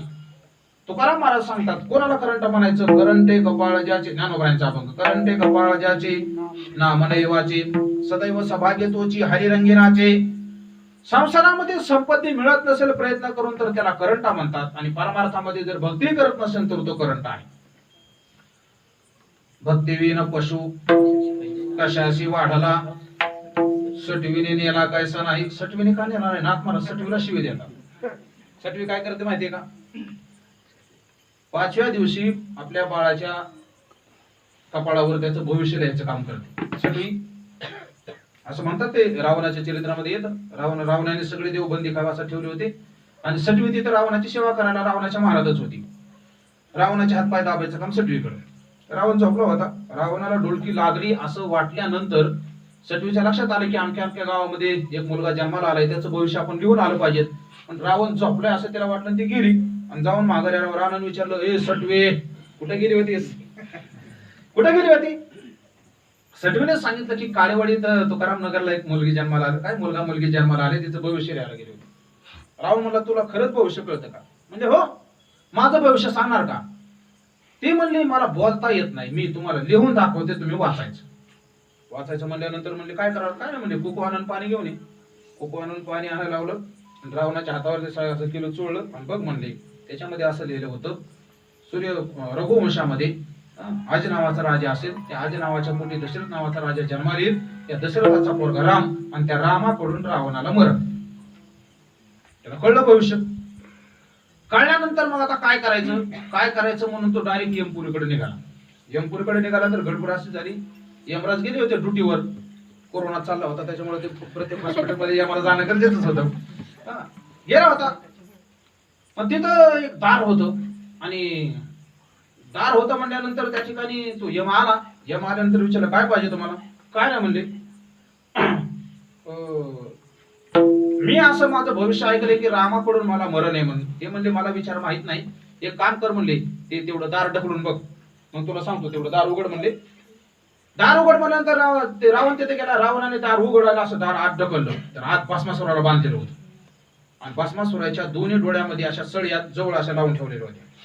कोणी दार टाकलं की त्या सळ्या त्याला टोचायच्या. याने दार ढकललं, दार जसं ढकललं तसं त्याला सळ्या रुतल्या. कोण आहे रे म्हणले, मूर्ख.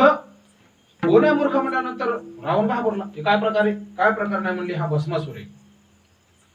भस्मासुर इथं का बांधलाय, म्हणजे त्याचं ते कर्मच आहे, त्याला ते भोगाले ते यावंच लागलं म्हणल्यानंतर म्हणजे आता भस्मासुराच्या नंतर नंबर कोणाचा आहे म्हणले, नंतर नंबर रावणाचाच आहे. तिथं जाऊन मी कशा करता सांगतोय. ज्ञानोबरायांनी सटवीला शिव्या दिल्या. ते सटवीने नेला कैसा नाही का शिव्या दिल्या, कारण नाथ महाराजाला असं म्हणायचं, हे जर पुढे भक्ती करणार नव्हतं त्याचं भविष्य वाईटच लिहायचं होतं ना, तिथंच मारायचं होतं, कशाला जिवंत ठेवलं असं त्याचा भाव आहे. हा, सटवीने नेला कैसा नाही का, कारण तो भक्तिविना पशु आहे. मग मी त्या दिवशी बोललो होतो, कीर्तनामध्ये आपण नेहमी ऐकतो म्हशी कधी एकादशी धरत नाही. पदार्थ तुकाराम नगरच्या म्हशी एकादशी, आमच्या गोठ्यात 2 आहेत पण त्या काय एकादशी धरत नाही. मी म्हशीच बोलायला लागलो या. गाढव कधी माळा घालतात का? गाढव माळा घालत नाहीत. माळा कोण घालतं? माणसंच घालतं. ऐक, हा श्लेष आहे पण तितकाच खरा आहे.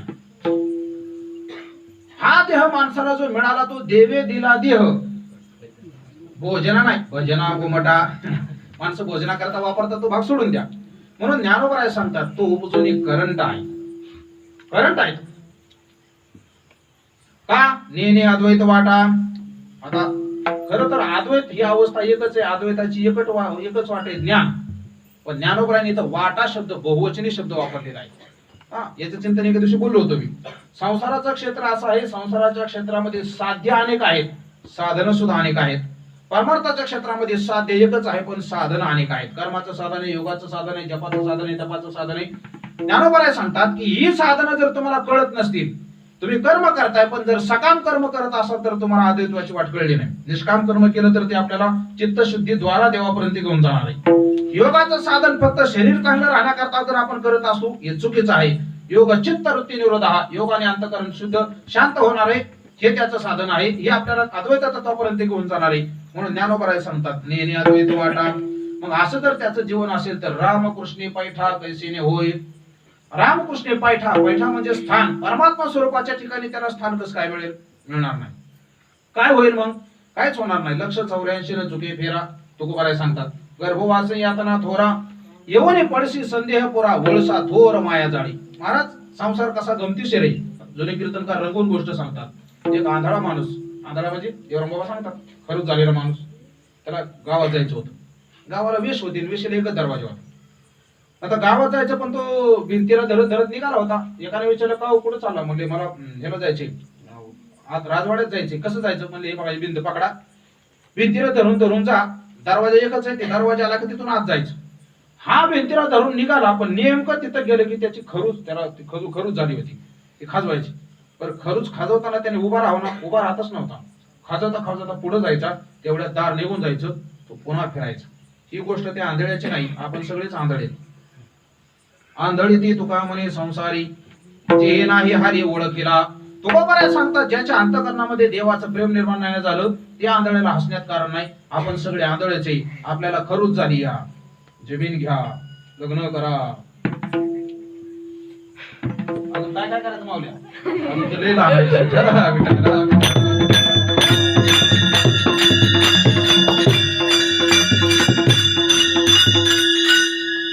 पुढची माणसं बी इतकी महाराज विचित्र आहेत संसारातली, मागच्याला सावध होऊन देत नाही.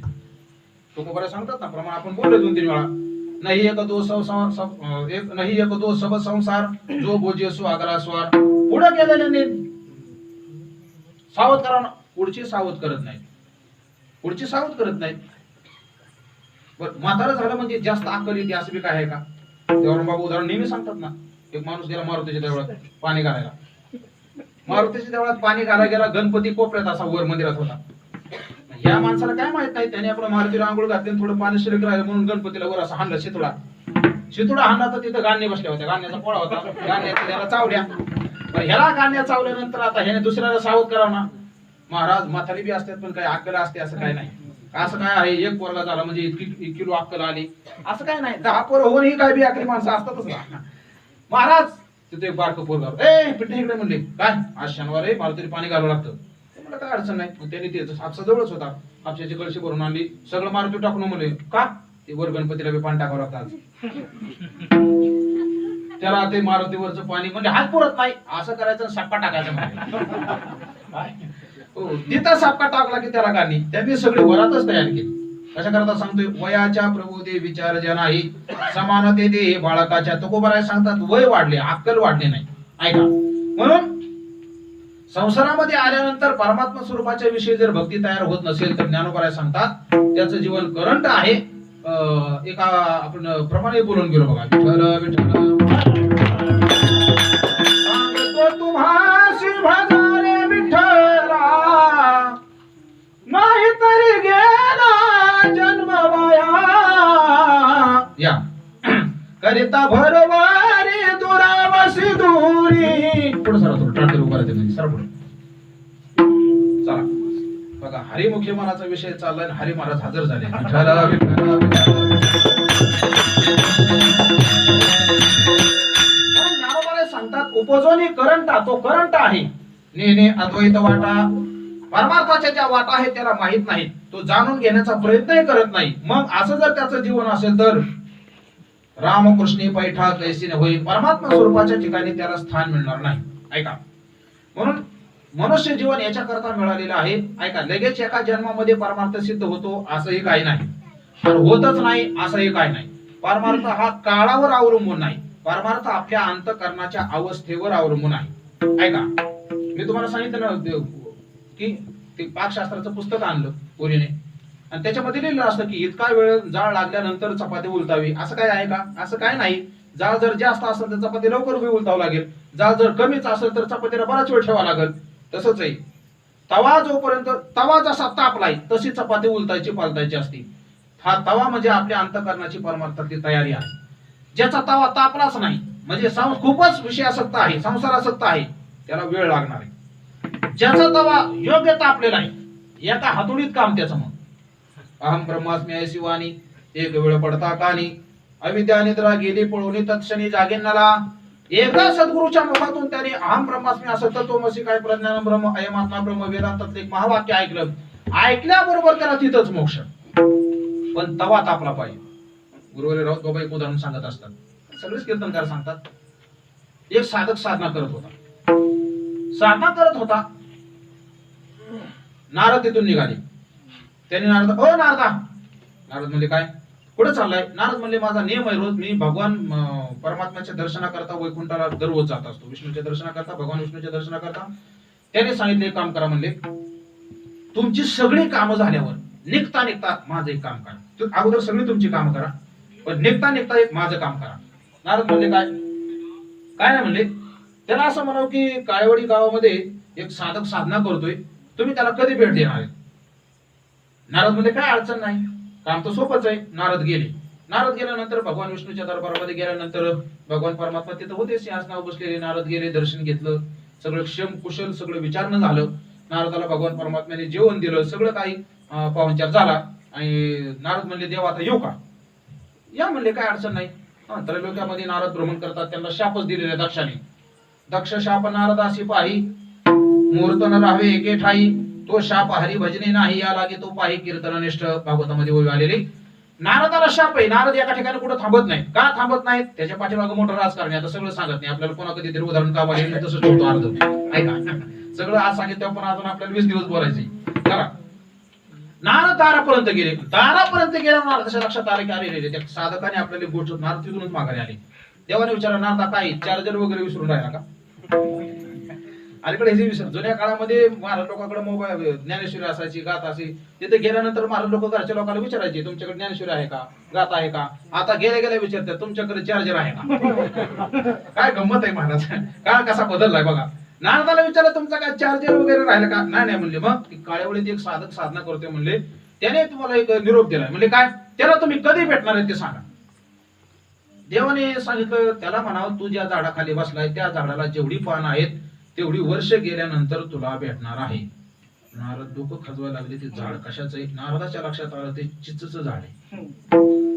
भर मोठं झाड नारद म्हणला आता मात्र अवघड आहे निरोप सांगणंच चुकीचं आहे सांगून त्याला अटॅक बिटॅक आला काय निरोप सांगणारे बोलणारे खूप विचित्र असतात दवाखान्यात एक माणूस गेला पोट दुखत होतं एक जणाचं जरा जास्त दुखत होतं म्हणून तो ऍडमिट होता तर गेल्यानंतर आता ह्याने नीट बोलावं ऐकायला बोलताच येत नाही त्याने विचारलं काय झालं काय नाही पोट दुखत आहे किती दिवस झालं 4 दिवस अरे अरे अरे म्हणलं आमच्या बी शेजाराचे 4 दिवस पोट दुखून लगेच मी आला हे काय बोलणं झालं का अहो तिथं गेल्यानंतर पेशंटला धीर द्यायचा असतो का असं हातभार करायचं असतं बोलण्याचे नारद अवघड याला निरोप सांगावाच कसा मी ते उमर म्हणून ते उमरेकर महाराजांचं उमरे ना त्यांच्या पुण्यतिथी सप्ताहाला गेलो होतो आपल्या पांढऱ्याच्या पोलाचं थोडं ते आपलं शिंगणापूर आहे ना शिंगणापूरच्या आत आहे ते उमरगाव तिथे गेलो होतो कीर्तन चालू झालं एक माणूस वारला होता काय बायका माणूस कोणतरी वारलं होतं पण तो कार्यकर्ता एवढा हुशार होता कोणालाच कळू दिला नाही कीर्तन झाल्यावर तो बोलायला उभा राहिला.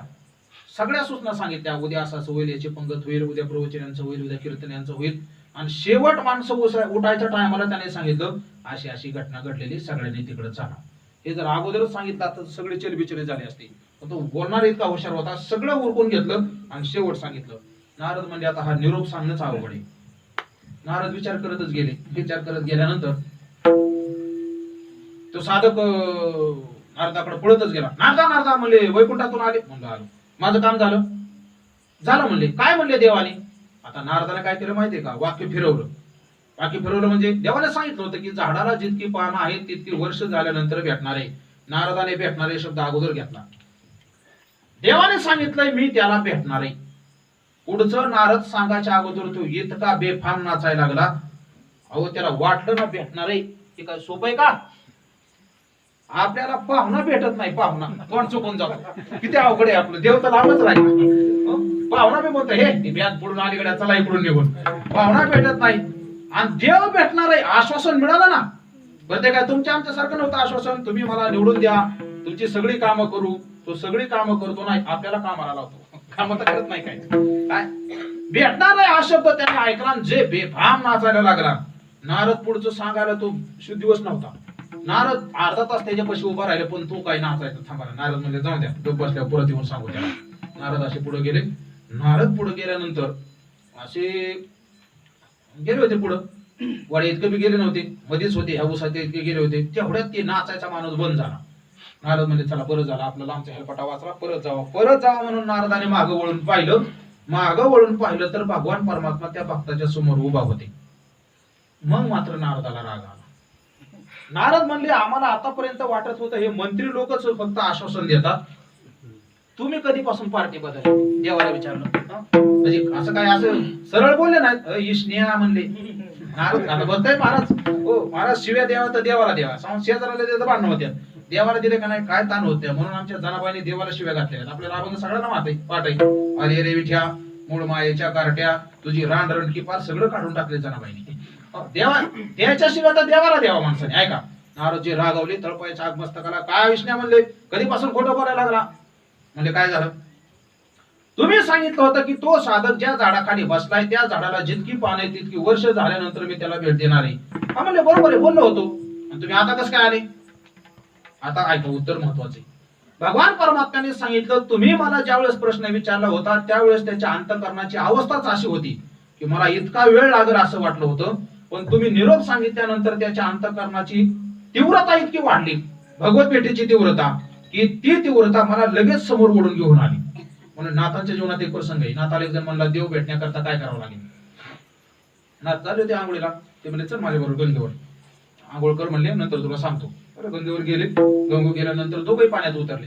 पाण्यात उतरल्यानंतर नाथ महाराजांनी ते जवळच होते, दोघांनी बुड्या घेतल्या. जशी बुडी घेतली तशी नाथ महाराजांनी त्याचं मुंडकं पाण्यात दाबलं. सोडानातच बराच वेळ तडफड गडी करायला लागला. चांगलं 2-3 मिनिटं त्याला सोडलंच नाही. आणि मग तो वर आला. वर आल्यानंतर जे रागावला, कसले महाराज तुम्ही असले, मारता का माणसं? नाथ महाराज म्हणले, काय झालं? काय झालं? अहो तुम्ही जर अजून अर्धा मिनिट सोडलं नसतं तर माझी अंत्ययात्रा काढावी लागली असती. नाथ महाराज म्हणले, हे तू मला मगाशी विचारलेल्या प्रश्नाचं उत्तर आहे. म्हणजे मग म्हणलं होता ना तू देव कधी भेटणार आहे? नाथ महाराजांनी सांगितलं, पाण्यातून बाहेर पाण्यामध्ये मी तुला दाबलं होतं त्यावेळेस तुला कसं वाटत होतं? त्याने सांगितलं, मला असं वाटत होतं की मी कधी याच्यातून बाहेर निघल. नाथ महाराज म्हणले, तसं संसारातून कधी बाहेर निघल आणि कधी मला देव भेटल, इतकी तीव्रता लागल्याशिवाय देव भेटत नाही. इतकी तीव्रता. म्हणून एक अभंग आहे, कन्या सासुऱ्याशी जाय मागे परतोनी पाहे, तैसे झाले माझ्या जीवा तेव्हा भेटसी केशवा.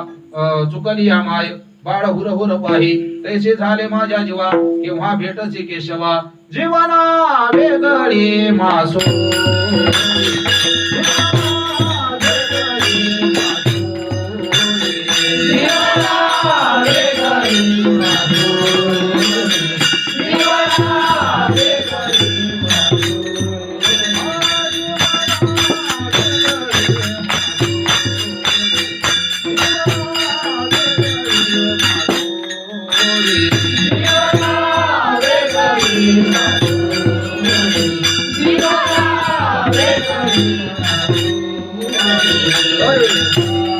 तुका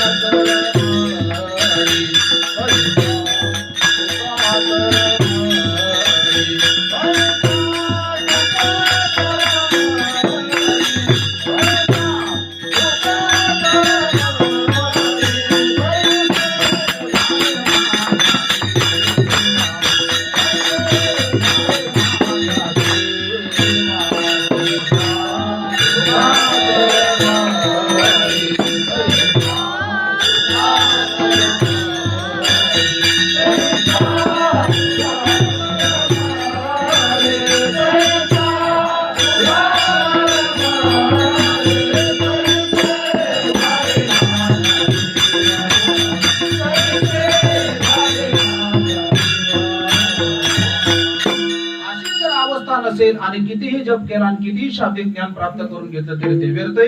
त्याचं जीवन ज्ञानोबराय सांगतात. करंट आहे उपजूनी करंटा नेण्या दवित वाटा रामकृष्णी बैठा कैसे होय. मग परमार्थाविषयी भाव निर्माण झाल्यानंतर तो भाव आपल्याला सद्गुरूकडे घेऊन जातो. सद्गुरूकडे गेल्याशिवाय ज्ञानोबराय सांगतात हे द्वैत निघून जात नाही. अभंगाचं तिसरं चरण. द्वैताची झाडावी गुरुविना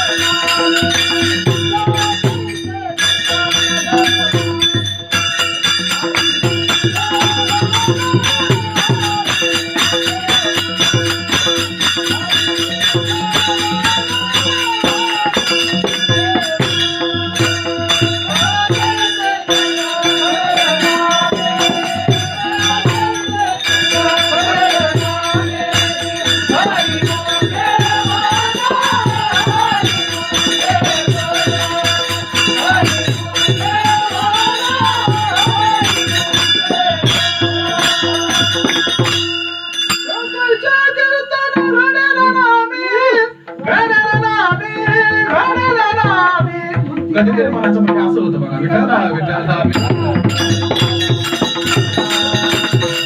ज्ञानोबराय सांगतात द्वैताची झाडानी गुरुविन ज्ञान तया कैसे कीर्तन घडील नामी. अंतःकरणामध्ये जर तळमळ नसेल तर गुरु भेटणार नाहीत. म्हणून द्वैताची झाडणी होणार नाही. द्वैताची झाडानी गुरुविन ज्ञान. आता गुरु काय आहे याचं चिंतन केलंय. पण दुंडा महाराजांच्या हरिपाठाच्या चिंतनामध्ये 12 गुरुचे प्रकार सांगितले. ते तुम्हाला सांगतो, वेळेतच आठवतो. एकदा भजन करू. राहिलेल्या 2 तासामध्ये आपण 12 गुरुचा विचार करू आणि आपण झोपायला जाऊ. टाळी वाजवा, चिंतन करा.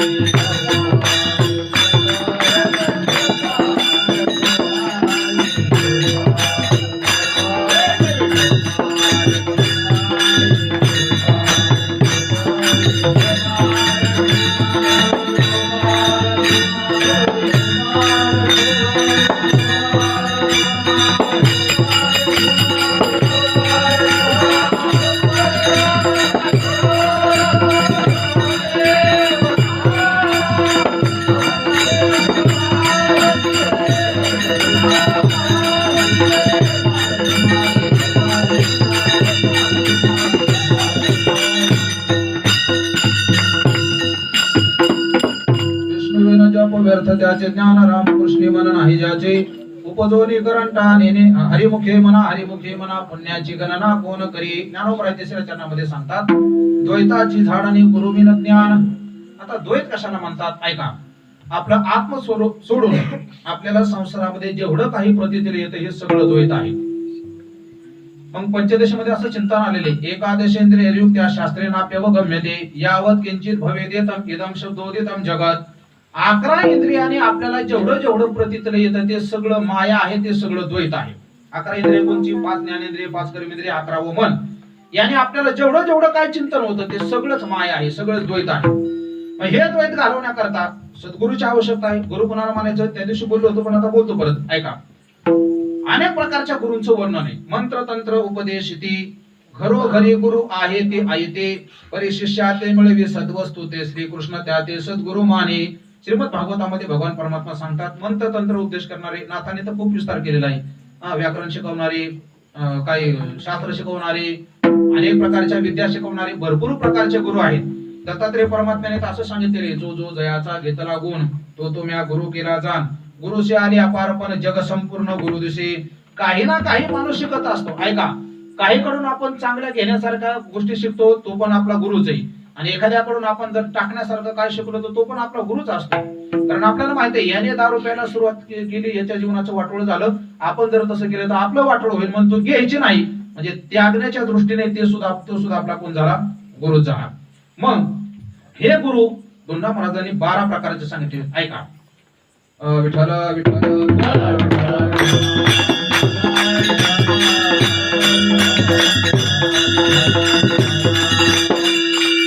पहिलं नाव आठवला बरं, आता सांगता सांगता आठवलं तर पाहतो मी. आता उलट येतो मी आता, ऐका. हा सापडलं, चला. पहिला गुरु आहे त्याचं नाव आहे धातुरवादी गुरु. पहिल्या गुरुचं नाव त्यांनी सांगितलं धातुरवादी गुरु. दुसऱ्या गुरुचं नाव आहे चंदन गुरु. तिसऱ्या गुरुचं नाव आहे ऐका, पहिला धातुरवादी, दुसरा चंदन गुरु, तिसरा जो गुरु आहे तो विचार गुरु आहे. चौथा अनुग्रह गुरु आहे. आता आठवला, आता पुढचे पाठ आहेत. चौथा अनुग्रह गुरु आहे. पाचवा जो गुरु आहे तो पाचवा गुरु परिस गुरु आहे. सहावा गुरु हा कच्छप गुरु आहे, म्हणजे कासवासारखं सांगतो पुढे चिंतन सगळ्याचं करणार आहे. सहावा जो आहे तो कच्छप गुरु आहे. सातवा जो गुरु आहे सातवा चंद्र गुरु आहे. आठवा जो गुरु आहे आठवा दर्पण गुरु आहे. नववा गुरु जो आहे तो छायानिधी गुरु आहे. 10वा जो गुरु आहे तो नादनिधी गुरु आहे. 11वा जो गुरु आहे तो क्रौंच गुरु आहे. आणि 12वा गुरु आहे तो सूर्यकांत गुरु आहे. लागलं कडन आपलं काय आजच पाठ केलं ते घोटाळा होतो. रोज नवीन सांगायचं म्हणजे की थोडं बघावं लागतं ना, घोटाळा होतो. ऐका, पहिला आहे धातुरवादी गुरु. धातुरवादी गुरु कोणाला म्हणलेले? जो शिष्याला योग्य मार्गाला लावून साधना करून घेतो आणि साधना करून घेऊन त्याला योग्य पदाला अर्थात परमात्मा पदाला प्राप्त करून देतो, त्याला धातुरवादी गुरु म्हणतात. दुसरा चंदन गुरु आहे. चंदन गुरु काय करतो? सगळ्याला सांगत नाही, बऱ्याच लोकांचा त्याग करतो आणि बऱ्याच लोकांचा त्याग केल्यानंतर त्याच्यातून कोणाला तरी एकाला सांगतो, त्याला म्हणतात चंदन गुरु. म्हणजे कसं काय? चंदनाची जी झाडं आहेत ती कळकाच्या झाडाला सुगंध देत नाहीत, बरोबर ना? चंदनाचं झाड बाकीच्याला सुगंध देतं पण कळकाच्या झाडाला सुगंध देत नाही. तसं चंदनाप्रमाणे अनाधिकाराचा त्याग करून अधिकारी लोकांना जे ज्ञान देतात त्याला चंदन गुरु असं म्हणतात. तिसरा जो गुरुचा प्रकार आहे तो विचार गुरु आहे. विचार गुरु म्हणजे विचार सांगून त्याला पदावर नेऊन पोहोचवतात. हे अनित्य आहे, हे नित्य आहे, हे मिथ्या आहे, असा जो विचार आहे. सदा विचारे तस्मात जगत जीव परात्मनः जीव भाव जगत भाव बाधे स्वात्म व शिष्यते, अशा प्रकारचा विचार सांगून त्या शिष्याला अधिकार अर्थात परमात्मा स्वरूपापर्यंत पोहोचवतात, त्याला म्हणतात विचार गुरु. चौथा गुरुचा प्रकार आहे त्याला अनुग्रह गुरु म्हणतात. अनुग्रहाचे 4 प्रकार आपण नेहमी कीर्तनामध्ये चिंतनामध्ये घेत असतो. काही त्याला शब्द कृपा म्हणतात, काही आलिंगन कृपा म्हणतात, काही नेत्रकृपेमध्ये कासव पुढे आलेलंच आहे. ऐका, अनुग्रह करतात, ते अनुग्रह देतात आणि त्या शिष्याला त्या पदावर नेऊन पोहोचवतात. हा चौथा गुरु आहे. पाचवा जो गुरुचा प्रकार आहे तो परिस गुरु आहे. परिस गुरु म्हणजे काय? परिस काय करतो? जवळ आलेल्या लोखंडाला सोनं करतो. जवळ आलेल्या, म्हणून आपण एका दिवशी बोललो होतो की तुकाराम महाराजांच्या अभंग दगडाला घेऊन वर आले, पण कोणत्या दगडाला घेऊन वर आले? जी दगड अभंगाला बांधली त्या दगडाला घेऊन वर आले. तसं जे जे संत महात्म्यांच्या जवळ गेले कुठल्याही भावनेने जाऊ द्या तरीही त्यांचा उद्धारच झालेला आहे, याला म्हणावं परिस गुरु. सहावा गुरुचा प्रकार आहे त्याला म्हणतात कच्छप गुरु. कच्छप म्हणजे कासव. कासवाला संस्कृत मध्ये कच्छप असा शब्द आहे. कासवाला स्तन नसतात. आपल्या पिलाला पाजायचं म्हणल्यानंतर त्याच्याकडे साधन काय आहे? काहीच नाही. पिलाकडे फक्त नेत्राने पाहतात आणि नेत्राने पाहिल्याबरोबर नेत्र म्हणजे डोळ्याने पिलांकडे पाहिले की आपोआप पिलांचं पोट भरतं. तसं अधिकारी शिष्याकडे सद्गुरूने नुसतं कृपेने पाहिलं, कृपा कटाक्षेने आलेले आपले पदी वैसविले नेळूभरा वर्णन करतात. ही कच्छप कृपा आहे. त्याच्यानंतर सात्विक कृपा आहे, त्याला म्हणतात चंद्र कृपा. चंद्रकृपा म्हणजे काय आहे? चंद्र आणि चंद्रकांत नावाचा जो मणी आहे, चंद्र उगवला की चंद्रकांत नावाचा मणी वितळतो असं वर्णन आहे. तसं ऐका, चंद्र लांब आहे, चंद्रकांत मणी सुद्धा लांब आहे. चंद्र लांब आहे, चंद्रकांत मणी सुद्धा लांब आहे. तसं शिष्य लांब असतो, गुरु सुद्धा लांब असतात. परंतु गुरुच्या जर मनामध्ये आलं तर ज्याप्रमाणे चंद्र लांब असून चंद्रकांत मण्याला वितळवतात, तसे ते सद्गुरु तिथं बसल्या बसल्या दूर देशामध्ये असलेल्या शिष्याचा उद्धार करतात. त्याला चंद्रगुरु म्हटलेले. नंतर दर्पण गुरु, दर्पण म्हणजे आरसा, आरशामध्ये जसं आपलं प्रतिबिंब दिसतं तसं सद्गुरूच्या पुढे बसलं की अधिकारी शिष्य असावा तो, त्याला बसलं की आपलं आत्मतत्व कळतं, याला म्हणावं दर्पण गुरु. नंतर छायानिधी नावाचा गुरु आहे. छायानिधी नावाचा तसा पक्षी आहे, याचा विशेष असा सांगितलाय, तो पक्षी आकाशात उडताना त्याची सावली ज्या माणसाच्या अंगावर पडते त्याला राजगादी मिळते. बघा, मग कोणी घरात बसू नका, कोरोना जरी असला तरी. काय, याला छायानिधी गुरु म्हणतात. छायानिधी गुरुचा काय विशेष आहे? त्याची सावली ज्याच्या अंगावर पडेल तो राजा होतो. तसे या गुरुचं म्हणजे अंतःकरण वितळून किंवा कृपा म्हणा ज्याच्यावर होईल त्याला काय होते? परमात्मा वस्तूची प्राप्ती होते. याला छायानिधी गुरु म्हणतात. नंतर किती झाले? 9 झाले. 10वा गुरु जो आहे तो नादनिधी गुरु आहे. नादनिधी गुरु म्हणजे काय? असं म्हणतात की ती नादनिधी नावाचा मणीच आहे. तो जो काय मणी आहे, तो मणी एखाद्या रत्नाजवळ जर नेला तर ते रत्न वितळत असतं. तसे ते सद्गुरु ज्याच्या जवळ जातील त्याला आपोआप श्रद्धा निर्माण होते आणि त्याचा उद्धार होतो. 11वा जो गुरु आहे तो क्रौंच गुरु आहे. क्रौंच गुरु म्हणजे क्रौंच नावाचा पक्षी आहे. पिलाला झोपडीमध्ये ते आपल्या खोप्यामध्ये ठेवून 6 महिने तो पक्षी काय करतो? बाहेर जात असतो, असं वर्णन आहे. मग इकडे पिलांना भूक लागल्यानंतर काय करतो? काय नाही, तो पक्षी आकाशामध्ये फक्त पाहतो आणि ओरडत असतो. ओरडलं की इकडे पिलांची भूक भागत असते.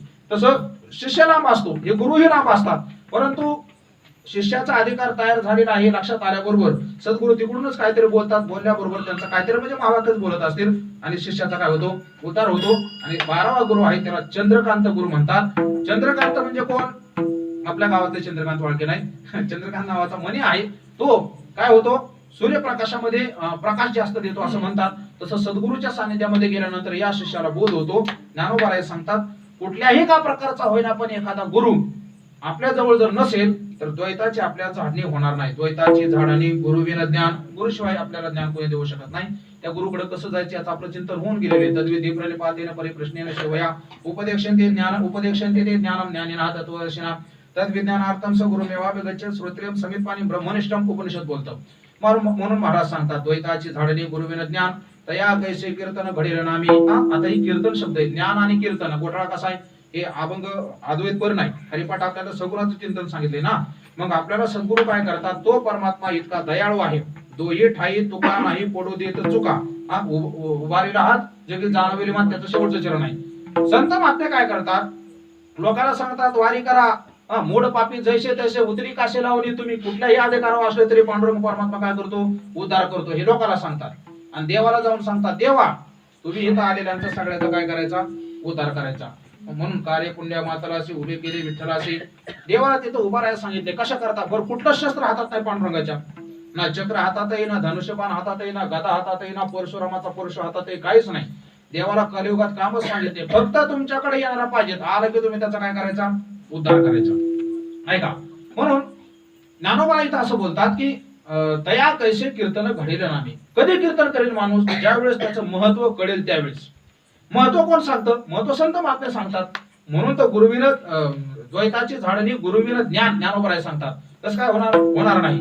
मग एकदा का गुरुचं महात्म्य आपलं गुरुच्या मुखातून परमात्मा तत्वाचं महात्म्य कळालं, मग ते ध्यान कसं करायचं? महाराज अभंगाच्या शेवटच्या ज्ञानदेवा मने सगुण हे गान.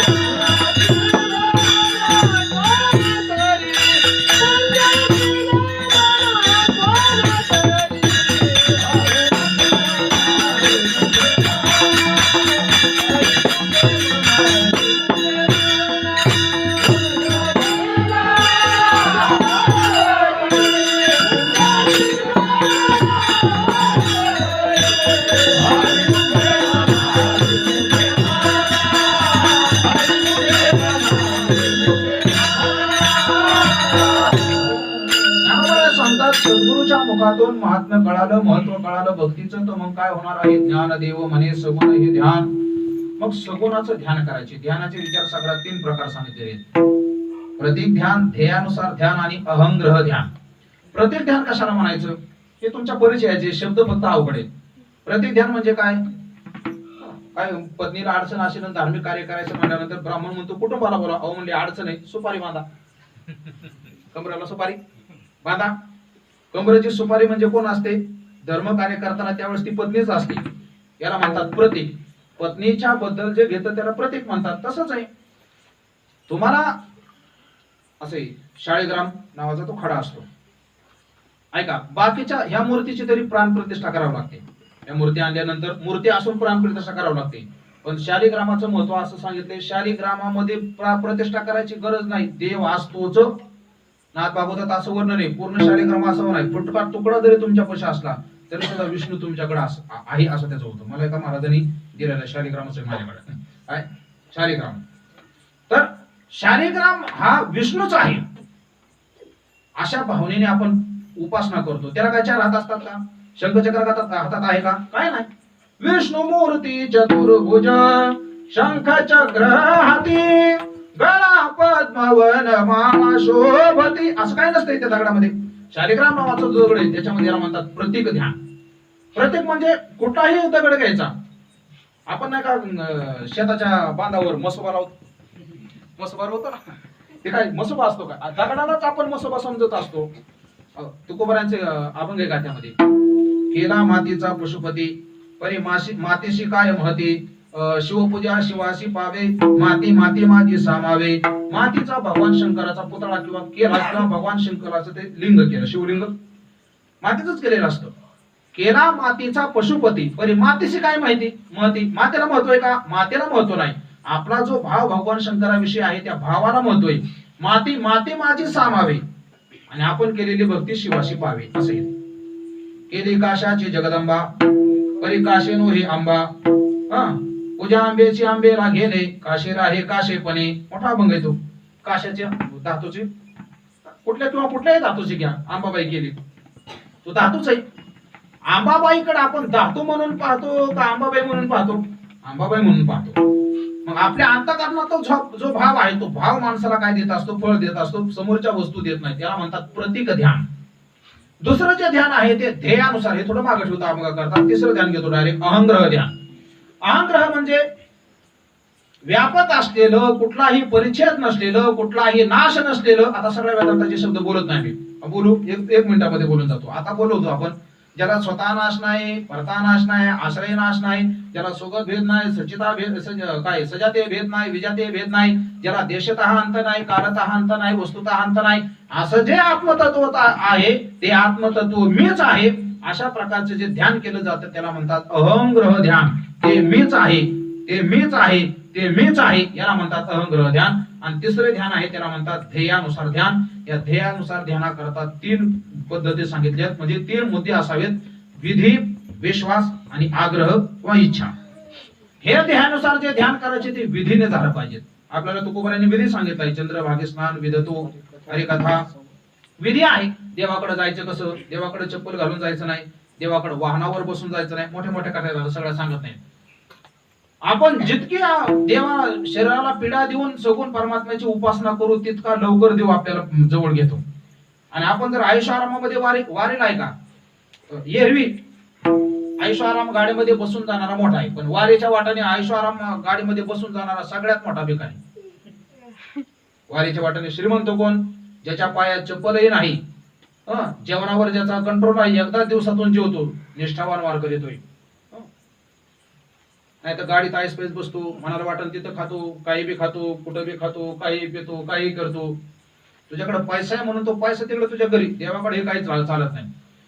कशा करता सांगतोय? ध्येयानुसार ध्यान करायचं म्हणल्यानंतर विधी पाहिजे, अंतःकरणामध्ये विश्वास पाहिजे की हा देव माझं रक्षण करणार आहे, हा देव मला सांभाळणार आहे. आणि इच्छा पाहिजे, इच्छा पाहिजे. इच्छाच नसेल तर कितीही तुमचा विश्वास असू द्या, माझा खूप विश्वास आहे, कोणावर कोणावर माहितच नाही का? बायको रे कोणाच ठेव, जय देव जय देव जय माझी बायको. ऐका, विधी, विश्वास, इच्छा ध्येयानुसार ध्यान, याला ध्येयानुसार ध्यान म्हणतात. तुकोबराय अभंगामध्ये, ज्ञानोबराय अभंगामध्ये ते सांगतात. तुका म्हणे काय, ज्ञानदेव म्हणे सगुण हे ध्यान. ज्ञानोबराय सांगतात हे सगुणाचे ध्यान. ऐका गंमत, तुम्ही कुठल्याही देवाची उपासना करा, फक्त त्याच देवाला पकडा, बाकीच्या देवाकडे जाऊ नका. त्या देवाची उपासना करताना कशी करायची, आता जे मी विकल्प सांगितले त्याला सोबत भेद नाही, सजाते भेद नाही, हे सगळे तत्व त्या ठिकाणी लावायचे. मग तुम्ही शंकराची उपासना करा, भगवान दत्तात्रेयाची उपासना करा, गणपती बाप्पाची उपासना करा, प्रभू रामचंद्र कोणाचीही करा, पण एकाचीच करा. एक धरेला चित्ती, एकच कोणतरी धरा. आम्ही रखुमाईचा पती. म्हणून ज्ञानोबराय सांगतात ज्ञानदेव म्हणे सगुण हे ते ध्यान लागल्यानंतर नामपाठ मौन प्रपंचाचे, नामपाठ आणि प्रपंचाचे मौन म्हणजे काय, एकदा ध्यानामध्ये ते परमात्मा स्वरूपाचा आकार सतत जर चालत राहिला तर मग मौन प्रपंचाचे, प्रपंच आपल्या अंतःकरणापर्यंत पोहोचू शकणार नाही. कारण मनाचं, आपल्या मनात जे असतं तेच आपल्या शरीरामध्ये उमटत असतं. असे ज्याचे जया ध्यान तेची होय त्याचे मन, तुकोबरायांचा अभंग आहे. आपलं ज्याचं ध्यान असतं तसं आपलं मन होतं. काल आपण बोललो होतो व्यभिचाऱ्यापाशी बैसताशन बरी, तुकोबरायांचा तो अभंगच मोठा आहे. तुकोबराय सांगतात बैसता चोरापाशी तशी होय बुद्धी, देखताची चिंदी मन धावे. चोराच्या जवळ बसलो तर आपल्या अंतःकरण तसं होतं. मन जिथं चिकटलेलं असतं तशा प्रकारचे विचार आपल्याकडून, तशा क्रिया आपल्याकडून घडत असतात. अंगा मनाशी रुचा नाही आवडी त्या वृत्ती किरीटी आधी म्हणून उठी मग ते वाचा ते करासी.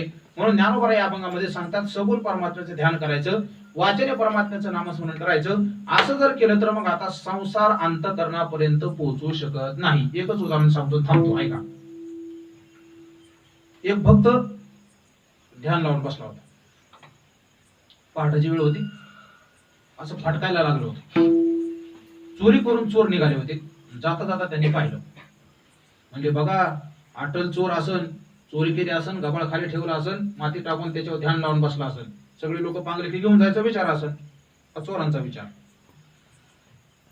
तिथून काही काकडा करून माणसं चालली होती मंदिरामध्ये. गावाच्या काकडा करा, तो माणूस असा गावाच्या बाहेर बसला होता. काकड बघा म्हणले, आपण काकडा करतो, मध्येच चहा पितो, मध्येच काय बी खातो, काकडा करा होता असा करा. बघा म्हणले कसं ध्यान लावून बसला. आहे का कोणाकडे लक्ष? काही लक्ष नाही कोणाकडे, काय नाही काय नाही काय नाही काय नाही. प्रत्येक जण आपापल्या मताने काय काय काय काय बोलत होता. दोघ जण चालले होते. म्हणले बघा पिऊन चढावी तर अशी चढावी. काय काय आपण आपली चढते म्हणले, काय चढत नाही आपल्याला. हे बघा हे बनाव आहे का, चढली तर अशी चढावी. एक त्रयस्थ माणूस तिथं उभा होता. तर सगळे गेल्यानंतर जवळ आला. अ म्हणले ऐकलं का काय म्हणतात लोक तुमच्याविषयी. त्या माणसाने काय सांगितलं ऐका. त्याने सांगितलं आपण म्हणतो ना यांची हवा चालू आहे, त्यांची हवा चालू आहे, यांची हवा. निवडणुकीच्या काळामध्ये म्हणतो ना कोणाची हवा आहे, आपला शब्द आहे, परिचित शब्द आहे. तसं ते म्हणले बघा बाहेर कशी हवा वाहते. ऐकलं का, बघितले का तुम्ही हवा. त्या माणसाने सांगितलं जिस द्वार से हवा अंदर आती है वो द्वार बंद होके 12 साल हो गए. म्हणजे ज्या कानातून संसारातले शब्द आत येतात ते संसाराचं ऐकायचं बंद केलेलं 12 वर्ष झालं. तुका म्हणे हास्य जन नाही कान तये ठाई. कधी पण हे ज्यावेळेस सगुणाचं ध्यान असेल, नामस्मरण सतत चालू असेल, त्यावेळेस अंतःकरणाची वृत्ती संसाराला विषय करत नाही, अंतःकरणाची वृत्ती परमात्म्याला विषय करते. ज्ञानोबराय सांगतात हे जर करायचं असेल तर हरिमुखे म्हणा, हरिमुखे म्हणा, हे विसरायचं नाही. आता हे कधी विसरायचं नाही, मरेपर्यंत. तुम्ही म्हणता 4 महिने आपलं चातुर्मास चालू आहे, आपलं काय अधिक महिना चालू आहे, तो नाही नाही नाही. हे आता आपलं कुठं बी गेलं तरी हरीच. बायकोला म्हणायचं हरिवाळ. हरिवाळ म्हणजे हा उतरून टाका काय, बोलायला म्हणायचं हरी इकडे ये, नाव काय का असं हरी. म्हणून तर संतांची देवाची नावं ठेवण्याची पद्धत आहे ना आपल्याकडे. म्हणून ज्ञानोबराय सांगतात परमात्मा स्वरूपाच्या विषयी जर तुमचं प्रेम नसेल, म्हणजे या अभंगाचा मुख्य गाभा काय आहे, या अभंगाचा मुख्य गाभा आहे अंतःकरणातलं प्रेम. परमात्म्याकडे लागणं महत्वाचं आहे. म्हणजे मग कीर्तन तुम्ही किती ऐका काही करा, प्रेम नसेल तर त्याला काहीच किंमत नाही असं त्याचा अर्थ आहे. हे तुमच्या दृष्टीने. आणि आमच्या सारख्याच्या दृष्टीने किती बी ग्रंथ शिका, किती प्रक्रिया लोकांना सांगा, आत्म जर त्याचं प्रेमच नसेल, तुम्हाला जर मान मान्यता आणि पैसाच पाहिजे असेल तर तुमच्या ज्ञानाला काहीच किंमत नाही असं ज्ञानोबराय सांगतात. विष्णुविन जप व्यर्थ त्याचे ज्ञान, रामकृष्ण मन नाही ज्याचे. उपजवनी करंटा आणि द्वैत वाटा, रामकृष्ण पैठा कैसे होई द्वैताचे झाडणे गुरुविन ज्ञान. या कैसे कीर्तन घडे नामी ज्ञान देव मने सगुणे ध्यान. नाम पाठ मौन प्रपंचाचे हरिमुखे म्हणा, हरिमुखे म्हणा, पुण्याची गणना कोण करी. अभंगाचं चिंतन झालेले यथामती यथावकाश, जसं मला जमलं त्याप्रमाणे चिंतन मांडण्याचा प्रयत्न केला. पुढच्या अभंगाला आपण उद्याच्याला पाहणार आहोत. आपली प्रवचनाची वेळ ठरलेली 8 ते 8:30 या वेळेमध्ये सर्वांनी उद्या हजर राहायचं आहे. यदक्षरं पदभ्रष्टं मात्राहीनं चेत् भवेत् तत्सर्वं क्षम्यतां देव प्रसीद परमेश्वर ज्ञानेश्वर